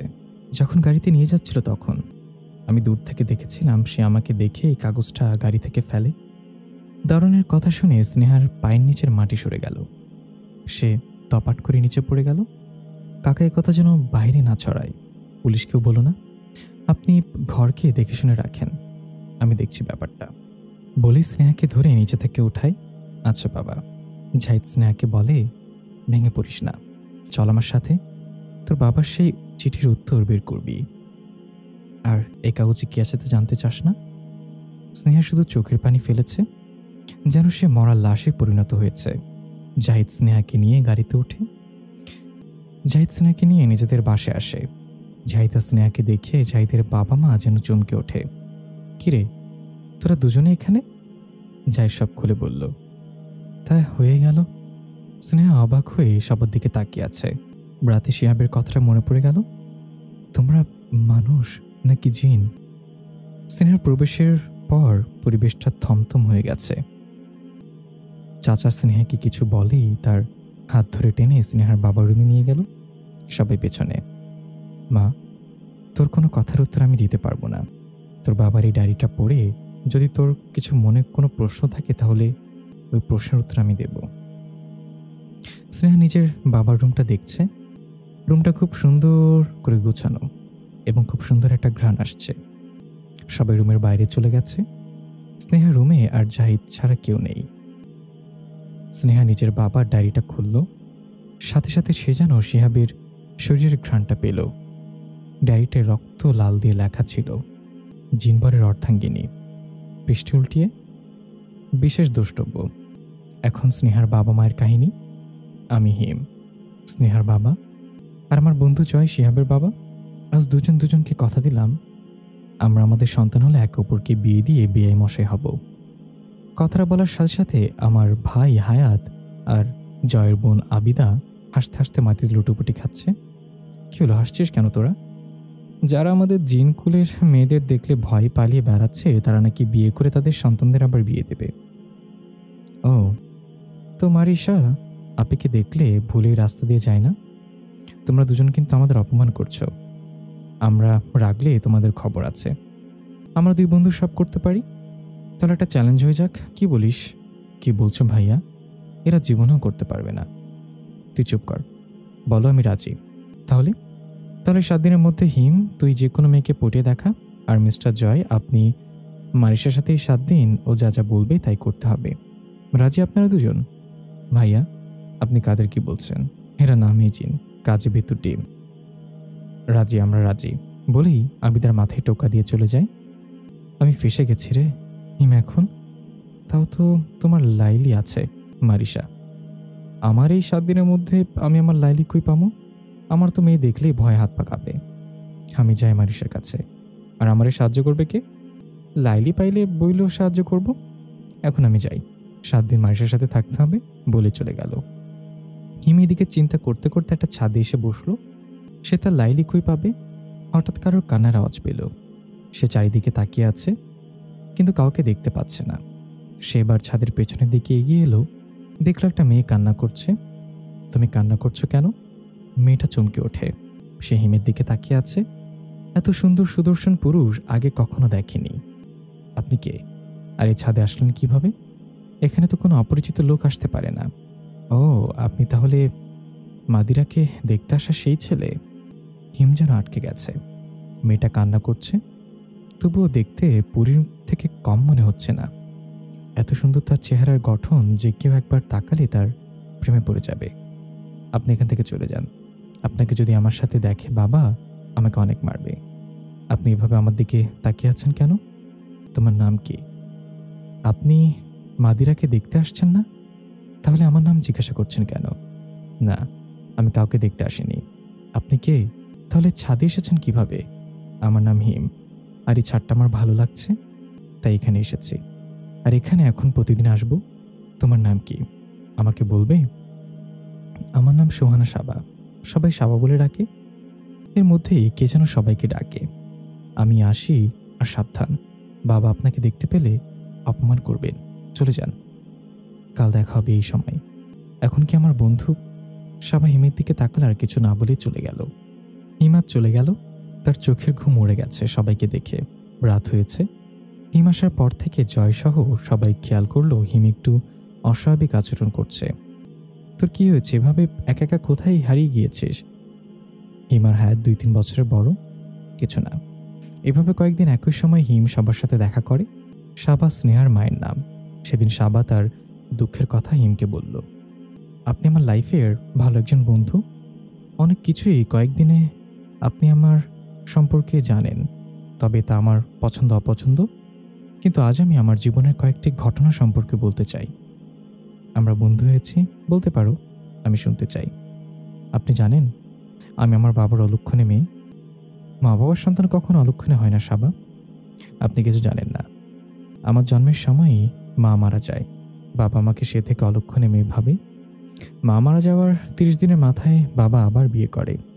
আমাকে আমার দাদি লালন পালন করে। মায়ের আবদার এবং আদর কখনোই পাইনি, বাবার আদরও না। 10 বছর বয়সে দাদিও মারা যায়। দাদি মারা যাওয়ার পরই সৎ মায়ের অত্যাচার শুরু। আমি আর আমার বোন মাদিয়া মাত্র 1 বছরের ছোট বড়। এই অত্যাচারের মধ্যে এই পর্যন্ত আমি একটুও সৎ মা আর বোন কেমন কোনোদিন নেইনি। বাবার হাতে মারও না খাওয়ায় সেদিন আমি ছাদে এই কারণেই ছিলাম, মাদিরাকে দেখতে আসলেই ছেলেগুলো আমাকে পছন্দ করে। এতেও কি আমার দোষ? কিন্তু সৎমা আমাকেই দোষ দেয়, তাই সেদিন নিচে থেকে ছাদে এসেছিলাম। সাবা, আমি বুঝতে পারছি। আমি এই কয়েকদিনে তোমাকে বলার আগেই হিমার সাবাকে একসাথে সবার বাবা দেখে নেয়। তখনই ঘটল অনেক বড় ধামাকা। সাবাকে সাবার বাবা মারছে আর হিমকে নিয়ে নিয়ে নিচে আসছে। এভাবে এত বড় একটা কাণ্ড ঘটে যাবে হিম বুঝতে পারিনি। এদিকে হিমকে দেখে মাদিরা হিমের প্রেমে পড়েছে। মাদিরা তার মায়ের কানে কানে কিছু একটা বলল। সৎমাস বলল, শোন ছেলে, তোমার বাসায় খবর দাও। তুমি কি একটা বড় কাণ্ড ঘটিয়েছ, তোমার খবর আছে। আমাদের কোনো দোষ নেই, তবুও আপনারা বলছেনই যেমন আমি সাবাকে বিয়ে করতে রাজি আছি। তোমাকে জানানি চেনানি তোমার কাছে মেয়ে বিয়ে দিব না। আমাকে সবাই চেনে। আমি হিম চৌধুরী, চৌধুরী বংশের ছেলে। আপনি সেই যে হায়াত চৌধুরীর ভাই হিম চৌধুরী? হ্যাঁ। আপনারা একটু ওয়েট করুন, আমি আমার ফ্যামিলিকে ডাকছি। মিনিট 10-এর মধ্যে হায়াত, জয়, আদিবা চলে আসলো। সব ঘটনা জানলো। তারাও রাজি হয়ে গেল। কালকের মধ্যে সাবাকে বিয়ে করে নিয়ে আসবে হিম, এমন কথা বলে সবাই চলে গেল। এদিকে মাদিরা জ্বলে পড়ে শেষ। মাদিরা জ্বলে পড়ে শেষ। সে কোনোভাবে মেনে নিতে পারছে না এক দেখাতে সেও হিমের প্রেমে পড়ছে। আর তার মা ঠিক করলো সবাইকে ইমোশনাল ব্ল্যাকমেল করবে। যেমন ভাবা তেমন কাজ। কিন্তু সবার মন মানসিকতা পরিবর্তন করতে পারে নাই। পরের দিন কয়েকজন গণ্যমান্য মানুষদের নিয়ে হিম আর জয়ের বাবা মানেই আয়াত, আবিদা আর জয় আসলো সাবার বাড়ি। সাবার হিমের বিয়ে হয়ে গেল। ফুলশয্যা রাতে হিম সাবাকে তার সত্যি পরিচয় তুলে ধরে। এতে সাবা মেনে নিতে পারে না, তাই সে দৌড়ে রুম থেকে বেরিয়ে যায়। এই সুযোগে মাদিরা রুমে প্রবেশ করল হিমকে জড়িয়ে ধরে। হিম মনে করে এটা সাবা, তাই সে পেছনে ফিরেই, তুমি আমাকে মেনে নিয়েছো, এতেই আমি খুশি। ওকে ছেড়ে দিয়ে আমাকে মেনে নাও। কি আছে ওর মধ্যে যে আমার মধ্যে নেই? কথাটা বলার সাথে সাথে হিম মাদিরাকে ছুঁড়ে ফেলল। তুমি এখানে কি করছো? আর আমাকে এভাবে জড়িয়ে ধরছো কোন সাহসে? আমি আপনাকে ভালোবাসি, ওই সবার থেকেও বেশি। ও তো পড়াশোনাও করেনি, ওর থেকে বেশি সুখে রাখবো আমি, বলে আবার হিমকে জড়িয়ে ধরল। হিম আর সহ্য করতে না পেরে মাদিরাকে একটা থাপ্পড় দিল। চলে যাও, আর কখনো আসবে না আমার সামনে। মাদিরা কান্না করতে করতে বলল, আমি তোমাকে আমার করে চাই। তুমি আমার না হলে সাবারও হতে পারবে না। তুমি যে জিন তা আমি জানি, তাও তোমাকে আমার করে পেতে চাই। তুমি আমার সাবার পায়ের নখের যোগ্য না। বলি সাবাকে খুঁজতে চলে গেল। এদিকে জয়ের স্ত্রী মারিসা আর তার সন্তান শিহাব 5 বছরের সাবাকে দেখতে আসছে। হিম সব ঘটনা জয়কে বলল। জয় বলল, চিন্তা করিস না, ভাবি মনে হয় ছাদে। ছাদে গিয়ে দেখে সাবা বসে কান্না করছে। কি করলে তুমি আমাকে ভয় পাবে না আর আমাকে মেনে নিবে? আপনি আমার জন্য কি সাধারণ মানুষ হতে পারবেন না? হিম সেদিন রাতেই তার সমস্ত জিন শক্তি ত্যাগ করে সাধারণ মানুষে রূপান্তরিত হয়। সাবা আস্তে আস্তে সবার সাথে মিশতে থাকে, আর মারিসার সাথে সবচেয়ে বেশি। শিহাবকে কয়েকদিনে তার ছেলের মতো ভালোবাসতে শুরু করেছে। হায়াত বিয়ে করে ব্যবসা নিয়ে দূরে সেটেল হয়ে গেছে। শিহাবের মামি ভাইয়ের সাথে আবিদারও বিয়ে হয়ে গেছে। সাবা 3 মাসে প্রেগনেন্ট। সব ঠিকঠাক মতো করে চলেছে। এরই মধ্যে মাদিরা 2 বার হিমের সাথে দেখা করার চেষ্টা করেছে, কিন্তু ততবারই হিম অপমান করে তাড়িয়ে দেয়। সেদিনের পর থেকে আর কখনো মাদিরাকে দেখতে পাইনি। তারপর স্নেহা জন্ম হয়। বাকি কাহিনী সবাই জানেন। স্নেহার 7 থেকে 8 বছর বয়স হবে ওই দিন শিহাবরা আমেরিকা থেকে আসে। সবাই একসাথে হই, কিন্তু এর আগের রাতে রাত তখন 1টা। সাবা হঠাৎ করেই মধ্যরাতে হেঁটে কোথাও যেন যাচ্ছে। আমি যতক্ষণ ওকে যে ধরবো এর আগেই অন্ধকারে হারিয়ে গেল। আমি অনেক খুঁজেছি, পেলাম না। রাত 3টার দিকে ও নিজ ইচ্ছায় বাড়ি ফিরে আসে, কিন্তু কেন যেন ওকে আমার সাবা মনে হচ্ছিল না। আমি অনেকবার ওকে জিজ্ঞাসা করলাম, কোথায় ছিলে, এতক্ষণ কি হয়েছে? কিন্তু ও কিছুতেই জবাব দিল না। বিছানায় শুয়ে ঘুমিয়ে পড়ে। সেদিন রাতে আমি আর তেমন ঘুমাতে পারলাম না। সকাল হতে ওর আচার আচরণটাও পাল্টে গেল। এ যেন সাবা না অন্য কেউ। সারাদিনও কি যেন পড়েছে মুখে মুখে। সেদিন ওর আদরের মেয়ে ওর কাছে বিষতুল্য হয়ে ওঠে। যে সাবা কোনোদিন তার মেয়ের গায়ে হাত তুলেনি, সেদিন বিকেলে স্নেহাকে অনেক মারে। স্নেহার জ্বর এসে যায়, তাই ওকে আমি ওষুধ খাইয়ে বাসায় কাজের লোকেদের কাছে রেখে আসি। আর শিহাবদের দেখতে যাই রাতে। কিন্তু ওই দিন রাতে এমনটা ঘটবে আমি আজ তা কল্পনাও ভাবতে পারি নাই। রক্ত পূর্ণিমার রাত 9টা বাজতেই সাবা জয় আর মারিসাকে ছুরি মারে। পেটে ওটা কোনো সাধারণ ছুরি ছিল না, ওই রকম ছুরি দিয়ে জিন মারা হয়। ওদের বাঁচাতে আদিবার বর আসে। ওকে অবস্থা করে। সেদিন বাবা আদিবার ছোট্ট ছেলেটিকেও একই অবস্থা করে। হঠাৎ সাবা অদৃশ্য হয়ে যায়। একই বাড়িতে 4টা লাশ দেখে সবাই ভেঙে পড়ে। হঠাৎ কল আসে সাবা বাসায়, গায়ে রক্ত ভেজা অবস্থায়। স্নেহাকে নিয়ে কোথায় যেন যাচ্ছে। জয়ের বাড়ি থেকে আমার বাড়ি মাত্র 10 মিনিটের রাস্তা। সেদিন হাই স্পিডে 5 মিনিটের মধ্যেই বাড়ি পৌঁছাই। সাবা যেই স্নেহাকে নিয়ে যাবে তখনই আমি স্নেহাকে কোলে তুলে নিয়ে রুমে রেখে আসি আর সাবাকে নিয়ে ছাদে যাই। বাড়ির সকল কাজের লোকদের চলে যেতে বলি। তুমি এমনটা কেন করলে? কি কমতি ছিল আমাদের? জিনবরের অর্ধাঙ্গিনী নয় কলঙ্কিনী, ওটা তো সেদিনই হারিয়ে ফেলেছি। এখন তুমি আমাকে যে কষ্ট তুমি দিয়েছো সেটা তুমি এখন ভুগবা। সেদিন সাবার এ কথায় মাদিরাকে দেখতে পাই হিম, কিন্তু তা কিভাবে সম্ভব? সাবা তো সাধারণ মানুষ, মাদিরাও। তবে কি অন্য কোনো রহস্য আছে এর মধ্যে? এরই মধ্যে স্নেহা আসলো আর ওর মাকে দেখলো। জানি না কেন সেদিন স্নেহার দিকে যখন সাবা তাকালো, স্নেহা এক চিৎকারে অজ্ঞান হয়ে পড়ে যায়। তারপরের বাকি কাহিনী তো সবার জানা আছে। আমি আর ভাই তারপর সিদ্ধান্ত নেই স্নেহাকে এ থেকে দূরে রাখতে হবে। কোনো রহস্য আছে, তাই শিহাবের শর্ত মেনে নেই যে স্নেহা পরিপূর্ণ হলে ওর কাছেই ওকে বিয়ে দেব। শিহাবেরও প্রাণের সংশয় ছিল, তাই সেদিন ওকে ওর ফুপির সাথে আমেরিকা পাঠিয়ে দেই। স্নেহাকে কয়েকদিনের মধ্যেই মাদ্রাসার হোস্টেলে ভর্তি করিয়ে দেই। আর ওর সাথে কথা বলাও কারণে, এছাড়াও যে আমার আর কোনো উপায় ছিল না। হায়াত ভাইকে নিয়ে আমি আমার সর্দারের কাছে যাই। সেদিন সে যা বলেছিল তাতে আমি আর হায়াত ভাই শুনে থমকে যাই। সর্দার সাবার সাথে অন্য কিছু ঘটেছে হয়তো, কিন্তু এখন স্নেহা আর শিহাবের জীবন সংশয়, তো ওদের আলাদা রাখতে হবে যতক্ষণ না ওরা পরিপূর্ণ হবে। আর স্নেহাকে জিনদের থেকে দূরে রাখতে হবে, নাহলে প্রতিদিন ও ছলনায় পড়বে। আর আমাকে আবার জিন হতে হলে আবার একা ঘরে ইবাদতে বসতে হবে, কারোর সাথে কথা বলতে পারবো না। এটা হচ্ছে আমার শাস্তি। শিহাব সেদিন আমেরিকা থেকে দেশে ফিরে আসে, আর আমিও সেদিন আমার জিন শক্তি ফিরে পেলাম। তাই ওই দিন অসুখের বাহানা করে ওদের বিয়ে দিয়ে দেই। তাছাড়া আমার কোনো উপায় ছিল না। সাবা কেন এমন করলো আমায় জানতে হবে। তাই প্রতিদিন রাত হলেই আমি সাবার খোঁজে বেরিয়ে যাই আর ফজরের আজানের সময় ফিরে আসি। সেদিন আমি সাবাকে দেখেছি একটুখানি পরিবর্তন হয়নি। ওর পিছু নিলাম, এতে রাতে জঙ্গলে কোথায় যাচ্ছে ও, কিন্তু পরক্ষণেই আমাকে দেখে ফেলে। ও ওখানেই দাঁড়িয়ে যায়। সাবা রহস্যমোচন করতে করতে আবার জিন হয়ে গেছো, তবে পারলে না তো প্রায় 12 বছর কম হলো না। আর সে রক্ত পূর্ণিমা ফিরে এসেছে। আমাকে কষ্ট আমি ভুলিনি। সেদিন তোমাদের জন্য আমি আমার মাকে বাঁচাতে পারিনি। তোমাদের জন্য ঘটেছে ওই দিন, যা হবার তা হয়ে গেছে। কিন্তু আমি আবার আসছি ফিরে কষ্ট দিতে।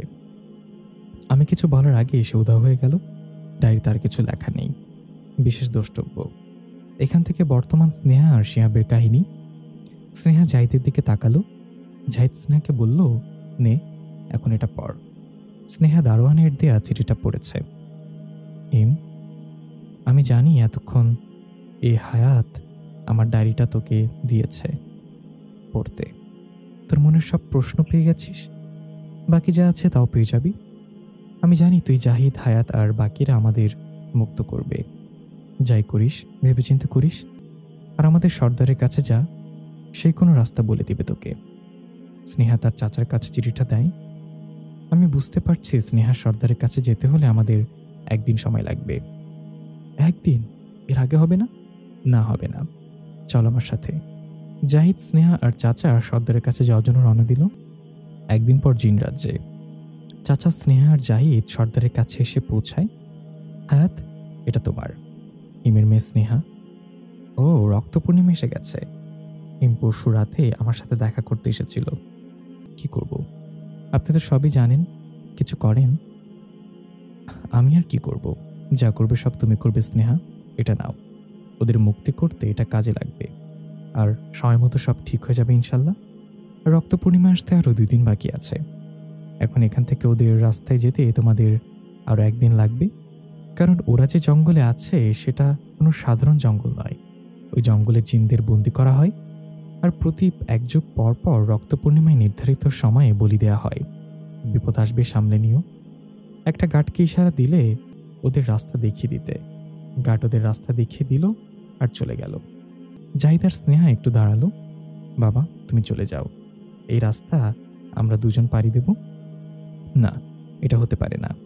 জয়কে বাঁচাতে পারিনি, এখন ওর সন্তান হিম আর আবিদাকে হারাতে পারবো না। আমি সাথে যাব। সবাই হাঁটতে লাগলো, কিন্তু স্নেহার কেন যেন মনে হতে লাগলো কেউ তাকে ফলো করছে। সে কিছুক্ষণ পরই পেছনে তাকাচ্ছে, কিন্তু কাউকে দেখতে পাচ্ছে না। সন্ধ্যা হয়ে এলো, এবার সবাই ক্লান্ত। আমি আর হাঁটতে পারছি না, কেন যেন মাথা ঘোরাচ্ছে, বমি বমি ভাব আসছে, মনে হচ্ছে ক্লান্ত হয়ে গেছি। চাচা, ভাই, আমি আর হাঁটতে পারবো না। সবাই এখানে ক্যাম্প করলো। জাহিদ আর তার বাবা ঠিক করলো অর্ধেক রাত তার বাবা পাহারা দেবে, বাকি অর্ধেক জাহিদ। স্নেহা যেহেতু মানুষ, সেহেতু সে বিশ্রাম নেবে। হঠাৎ করে স্নেহার ঘুম ভেঙে গেল। উঠে দেখলো বাবা ভাই দুজনে ঘুমিয়ে পড়েছে। সামনে অনেক খাবার, খুব খেতে লাগার কারণে খেয়ে নিল। খাবার কিছুক্ষণ পরই স্নেহার মনে হলো স্নেহাকে শিহাব ডাকছে। স্নেহা উঠে পড়ে। হঠাৎ শব্দে জাহিদের ঘুম ভেঙে গেল। স্নেহা হিপনোটাইজ হয়ে গেছে। স্নেহাকে ধরে জাহিদ, কিন্তু স্নেহার কোনো হুঁশ নেই। জাহিদ তার বাবাকে ডাক দেয়। তখনই স্নেহা জ্ঞান হারিয়ে নিচে পড়ে যায়। স্নেহার যখন হুঁশ ফিরে, তখন সে নিজেকে একটা গুহায় বাঁধা অবস্থায় পায়। চারিদিকে তাকিয়ে দেখে কি অবস্থা, কিন্তু কাউকে খুঁজে পাচ্ছে না। তার মুখ বাঁধা, তাই নিজের চাচা ভাইকে ডাকতে পারছে না। হঠাৎ করে স্নেহার খেয়াল হলো তার কাছে তো ছুরি আছে। কোনো মতো নিজেকে মুক্ত করে স্নেহা ভাবতে লাগলো সে এখানে কিভাবে আসলো, তার সাথে আসা চাচা আর ভাই কোথায়। হঠাৎ করে কেউ স্নেহাকে পেছন থেকে ধরে। ভয়ে পেছনে তাকিয়ে স্নেহা অবাক হয়ে গেল। দেখে শিহাবের চাচাতো ভাই রাত আর রায়হান। রাত ভাই, রায়হান ভাই, আপনারা এখানে? কিছুক্ষণ পর রক্ত পূর্ণিমার রাত শুরু হবে, আর আমরা খুঁজে নিয়েছি বাকিরা সবাই গুহার পেছনের দিকে আসছে। চল। আপনারা জানলেন কিভাবে আমি এখানে? জাহিদ এই জঙ্গলে ঢোকার আগে আমাকে ইনফর্ম করেছে, কিন্তু ওরা কোথায়? আমার তো জানি শিহাব, তোমার বাবা আর ফুপিকে ওখানে বন্দি করে রেখেছে। অন্য জাহিদার চাচাও। চলো। রাত আর রায়হানকে ভরসা করে স্নেহা গুহার পেছনের দিকে এগিয়ে যায়। ওখানে যেতেই পুরো জঙ্গলটা অন্ধকারে পরিণত হয়। আকাশে চাঁদ উঠল, কিন্তু এই চাঁদটা একটু ভিন্ন রকম। স্নেহা ভাবতে লাগলো, তাহলে কি আজই রক্ত পূর্ণিমা? এই সেই চাঁদ। পেছনে রাত আর রায়হান এর দিকে তাকিয়ে দেখে রাত আর রায়হান নেই। স্নেহা ভয় পেয়ে নিচে পড়ে গেল। হঠাৎ কেউ একজন বলল, ভয় পেয়েছে আমার মামুনিটা? ভয় পেও না, আমি তো আছি, তাই না? স্নেহা পিছনে ফিরে তাকাতে দেখলো একটা মহিলা দাঁড়িয়ে আছে অন্ধকারে। একটা লোক আসলো আর আগুন ধরিয়ে দিল। আগুনের জলকানিতে সবকিছু স্পষ্ট বোঝা যাচ্ছে। আশেপাশে তাকিয়ে দেখে স্নেহা কেমন অদ্ভুত করে সাজিয়েছে জায়গাটা। মহিলাটি অন্ধকার থেকে আলোর দিকে এগিয়ে আসছে। স্নেহা আরেকবার থমকে যায়, কারণ যে মহিলাটি তার সামনে আছে সে আর কেউ না, তার মা। স্নেহার মুখ দিয়ে অজান্তে বের হয়ে আসলো, মা। মহিলাটি পেছন থেকে আরো দুজন লোক বেরিয়ে আসলো। একজন দেখতে খুবই অদ্ভুত, যেন তান্ত্রিকদের মতো দেখতে হুবহু। আরেকজনকে দেখে বলল, রাহুল, তুমি এখানে? হ্যাঁ, আমি এখানে। আমার প্রতিশোধ পূরণ করতে হবে না? ডার্লিং, কেন বোঝে না? বোঝার ভান করছো না কেন? কি ক্ষতি করেছে আমি তোমার? ওফ ওফ ডার্লিং, তো জানিই না কিছু। তাহলে শোনো, সেদিন রাতে তোর হাজবেন্ড আমার বংশকে নির্বংশ করে দিছে। তোর হাজবেন্ডের জন্য আমি কখনো বাবা হতে পারবো না। আমার কি ভুলটা ছিল? তোর হাজবেন্ডের শক্তি নিয়ে অহংকার, তাই না? দেখ, ওই গাছের ডালে তাকিয়ে দেখ, কিভাবে বোতলবন্দি করে ঝুলে রেখেছি। স্নেহা তাকিয়ে দেখে তার শাশুড়ি, ভাই, চাচা, বাবা শিহাব বোতলে বন্দি হয়ে আছে। স্নেহা এদিকে দৌড়ে যেতেই সামনে তার মা চলে আসে। আপনি আমার মা হতে পারেনি না। কি আপনি? কি ক্ষতি করেছে আপনার? ক্ষতি? ওফ মামনি, তুমি আমার ক্ষতি করবে কিভাবে? তুমি তো আমার মেয়ে। মেয়ে? আমার ঘৃণা হয় তোমাকে দেখতে, তোমাকে মা বলে ডাকতে। তবে হ্যাঁ, আমি এটা বুঝে গেছি তুমি আমার মা নও। কি তুমি? যাক, বাপ না পারলেও মেয়ে তো বুঝতে পেরেছে। হ্যাঁ, আমি শাবানা, তোমার মায়ের সৎ বোন মাদিরা। বলেই জোরে হাসতে শুরু করলো। আমার জানা মতে আপনি তো সাধারণ মানুষ, তাই না? তাহলে কিভাবে আমার মায়ের মতো দেখতে দেখা যায় আপনাকে? এবার মাদিরা তার নিজের রূপ খুলে আসলো। তা দেখে স্নেহা ভয় পেয়ে গেল। একজন সাধারণ মানুষ কিভাবে রূপ পাল্টাতে পারে? এত বছর সে একটু পরিবর্তন হয়নি কিভাবে? আমি মানুষ নই মামুনি, আমি অতৃপ্ত আত্মা, যে প্রতিশোধের আগুনে দগ্ধ হয়েছি বারবার তোমার বাবা মায়ের থেকে। কেমন করেছে আমার বাবা মা জানতে চাও? তাহলে শোনো, সেদিন বাবা মারা যাওয়ার পর তোমার মা বাবা আসে আমার বাসায়। আমি আমার জীবনের সবচেয়ে বড় ভুল করেছি তোমার মাকে না চিনে। ওকে আর মা প্রতিদিন নানাভাবে অত্যাচার করেছে। বাবা প্রতিদিন ওকে আমাদের কথায় মারত, তবুও সাবা বাবার জন্য মায়া আমি সেদিন দেখেছি। আমি বুঝতে পেরেছিলাম সেদিন বাবা সত্যি একজন ভালো মনের মানুষ। ও বাবাকে নিয়ে ব্যস্ত ছিল। সেই সুযোগে আমি আবারও হিমের কাছে যাই, হিমের পা ধরি যাতে ও আমাকে মেনে নেয়। আমি হিমকে এতটাই ভালোবেসেছি যে ওকে ছাড়া অন্য কাউকে আমার জীবনে আসতে দেইনি। আমি সবার প্রতি হিমের কেয়ার দেখে ওর প্রেমে পড়েছিলাম, তাই ওর রাখিনি হতে চেয়েছিলাম। কিন্তু আমাকে সেদিন অপমান করে। বাবার মৃত্যুর কয়েকদিন পর আমি আর মা জানতে পারলাম বাবার অনেক ঋণ আছে। আমরা সেদিন রাস্তায় এসে পড়ি। মাকে সেদিন হিমের কাছে পাঠাই সাহায্যের জন্য, কারণ আমি হিমের সামনে কোন মুখে যাব। এই সাবা আপুর সাথে দেখা করতে যাই। সেদিন যে শুনলাম সাবা আপু 7 মাসের অন্তঃসত্ত্বা, আমি আরো ভেঙে পড়লাম। সবার সাথে দেখা না করে চলে আসলাম। হঠাৎ বাড়িতে শোরগোলের আওয়াজ পেলাম। আমি দৌড়ে বাইরে যাই। যে যা শুনলাম আমি যেন আমার পায়ের নিচের মাটি হারিয়ে ফেললাম। হঠাৎ বাড়িতে শোরগোলের আওয়াজ পেলাম। একজন বলল আমার মা হাসপাতালে ভর্তি। আমি আর কিছু না ভেবেই হাসপাতালের দিকে দৌড়ালাম। হাসপাতালে পৌঁছে মাকে শেষ নিঃশ্বাস নিচ্ছে। আমি মায়ের কাছে যাই। তখনই ডাক্তার বললেন, আপনার মায়ের সাথে বেশি সময় নেই, আপনার মায়ের অ্যাক্সিডেন্ট হয়েছে, আঘাত অনেক লেগেছে। আমি মায়ের কাছে যেতেই হিম আমায় রাস্তায় গাড়ি, এটুকু বলেই আমাকে ছেড়ে চলে যায় সারা জীবনের জন্য। আমি পুরোই ভেঙে পড়লাম। কেবিনের বাইরে আসতেই উনি তান্ত্রিকদের মতো দেখতে আমাকে বললেন যে তোমার বাবা আমার মাকে গাড়ির সামনে ধাক্কা দিয়েছেন। আমার বাবা এরকম করতেই পারে না, তোমার কত ভুল হচ্ছে। কিন্তু আমার মাকে তুমি কি করেছ? তোমার বাবার পাপের শাস্তি দিয়েছি। ওই দিন শিহাবরা আসার আগের রাতে আমি আমার মায়াজালে তোমার মাকে হিপনোটাইজ করেছিলাম। মধ্যরাতে ওকে মায়াজালের টানে আমার কাছে আনি, সবার জ্ঞান ফিরিয়ে দেই। আমি জিজ্ঞাসা করলাম, আমি তোমার বোন আর মায়ের খেয়াল রেখেছিস, আমি কি তোর দায়িত্ব নই? কিভাবে তোদের কাছে টেনে নেব? সে অতীতের অত্যাচার তো আমি ভুলতে পারি নাই। তবে এর আগে তান্ত্রিক ওর মাথা গলা থেকে আলাদা করে দেয়। আমি ওর রূপ ধরে বাড়ি ফিরি তোমাদের। তান্ত্রিক আমাকে ওয়াদা দিয়েছে যে আমার প্রতিশোধ পূরণ করতে সহায়তা করবে। আর আমি তাকে আমার শক্তি দিতে অর্ধেক শক্তি পেয়েছিলাম সেদিনই রক্ত পূর্ণিমায়। তবে আমার ভুলের কারণে আমি হারিয়ে ফেললাম ওই দিন। যদি শিশু আবিদার ছোট্ট ছেলেকে না মারতাম তবে ওই শক্তি আজ থাকতো। তবে আজ পুরো শক্তিতে পরিণত হবে। আজ এদের তো বলি দেব, সাথে এক আগত অতিথি জিনকেও। আপনি অনেক কিছু জানেন না। সেদিন আপনার মায়ের অ্যাক্সিডেন্ট আমার বাবা করায়নি। আপনার মায়ের কি হয়েছে তা আজ পর্যন্ত আমার বাবা অজানা, আর আমার মাও জানতো না। এই বলে স্নেহা তার বাবার বোতলটা খুলে দিল। বাবা, সেদিন নানি আসছিল না তোমার কাছে? কি হয়েছিল সেদিন? মাদের এত কিছু হয়ে গেছে আমরা জানতাম না। ওই দিন তোমার মা আসে আমার কাছে, এসে কান্নায় ভেঙে পড়েন, সবকিছু খুলে বললেন। আমি সেদিন একটা ব্ল্যাঙ্ক চেক দেই। তোমার মাকে বলেছিলাম যত ঋণ আছে তাই ব্ল্যাঙ্ক চেকে পুষিয়ে শোধ করতে। আর আমি শুক্রবারে আসছি তোমাকে দেখানোর জন্য। ভালো পাত্র ছিল আমার হাতে, আর এই ঋণ শোধ করার জন্য সবাই আমাকে বলেছিল। শুক্রবারে তোমাদের বাড়িতে যে শুনলাম তোমরা ওখানে আর থাকো না, বাড়ি বিক্রি করে চলে গেছো। ওই বাড়ি তো আমি কখনোই বিক্রি করিনি। আর এই তান্ত্রিক আমাকে বলেছিল তোমাকে আমার মাকে গাড়ির সামনে ধাক্কা দিতে দেখেছে।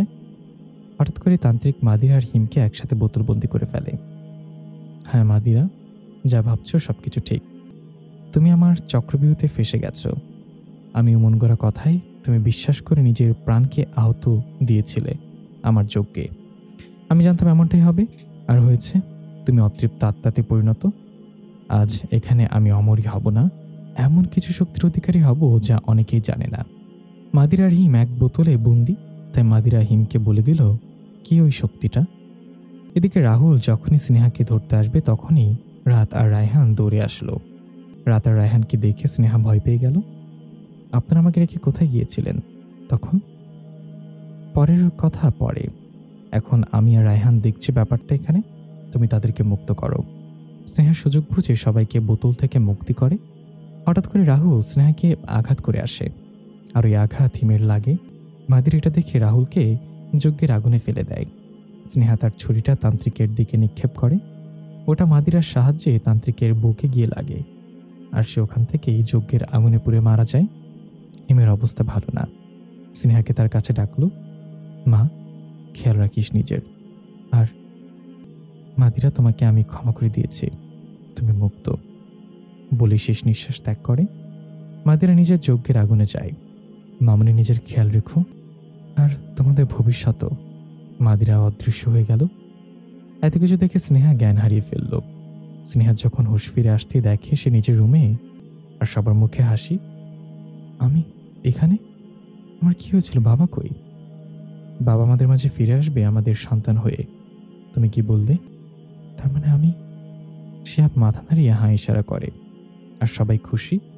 স্নেহার মামা মামিও। কিন্তু আদিবা, সে খুশি নয়। কান্না করতে করতে নিজের রুমে নিজেকে বন্দি করে রেখেছে। আয়ান আদিবাকে সান্ত্বনা দেয় আর বলে শিহাবকে শাস্তি পেতেই হবে। তবে কি আবারও এই খেলা পুনরায় ঘটতে চলেছে? কি বলেন আপনারা? দেখতে হলে অবশ্যই আমাদের চ্যানেলটি সাবস্ক্রাইব করে আমাদের পাশে থাকতে হবে। কণ্ঠে ছিলাম আমি ইফতি। দেখা হবে পরবর্তী গল্পে। আসসালামু আলাইকুম।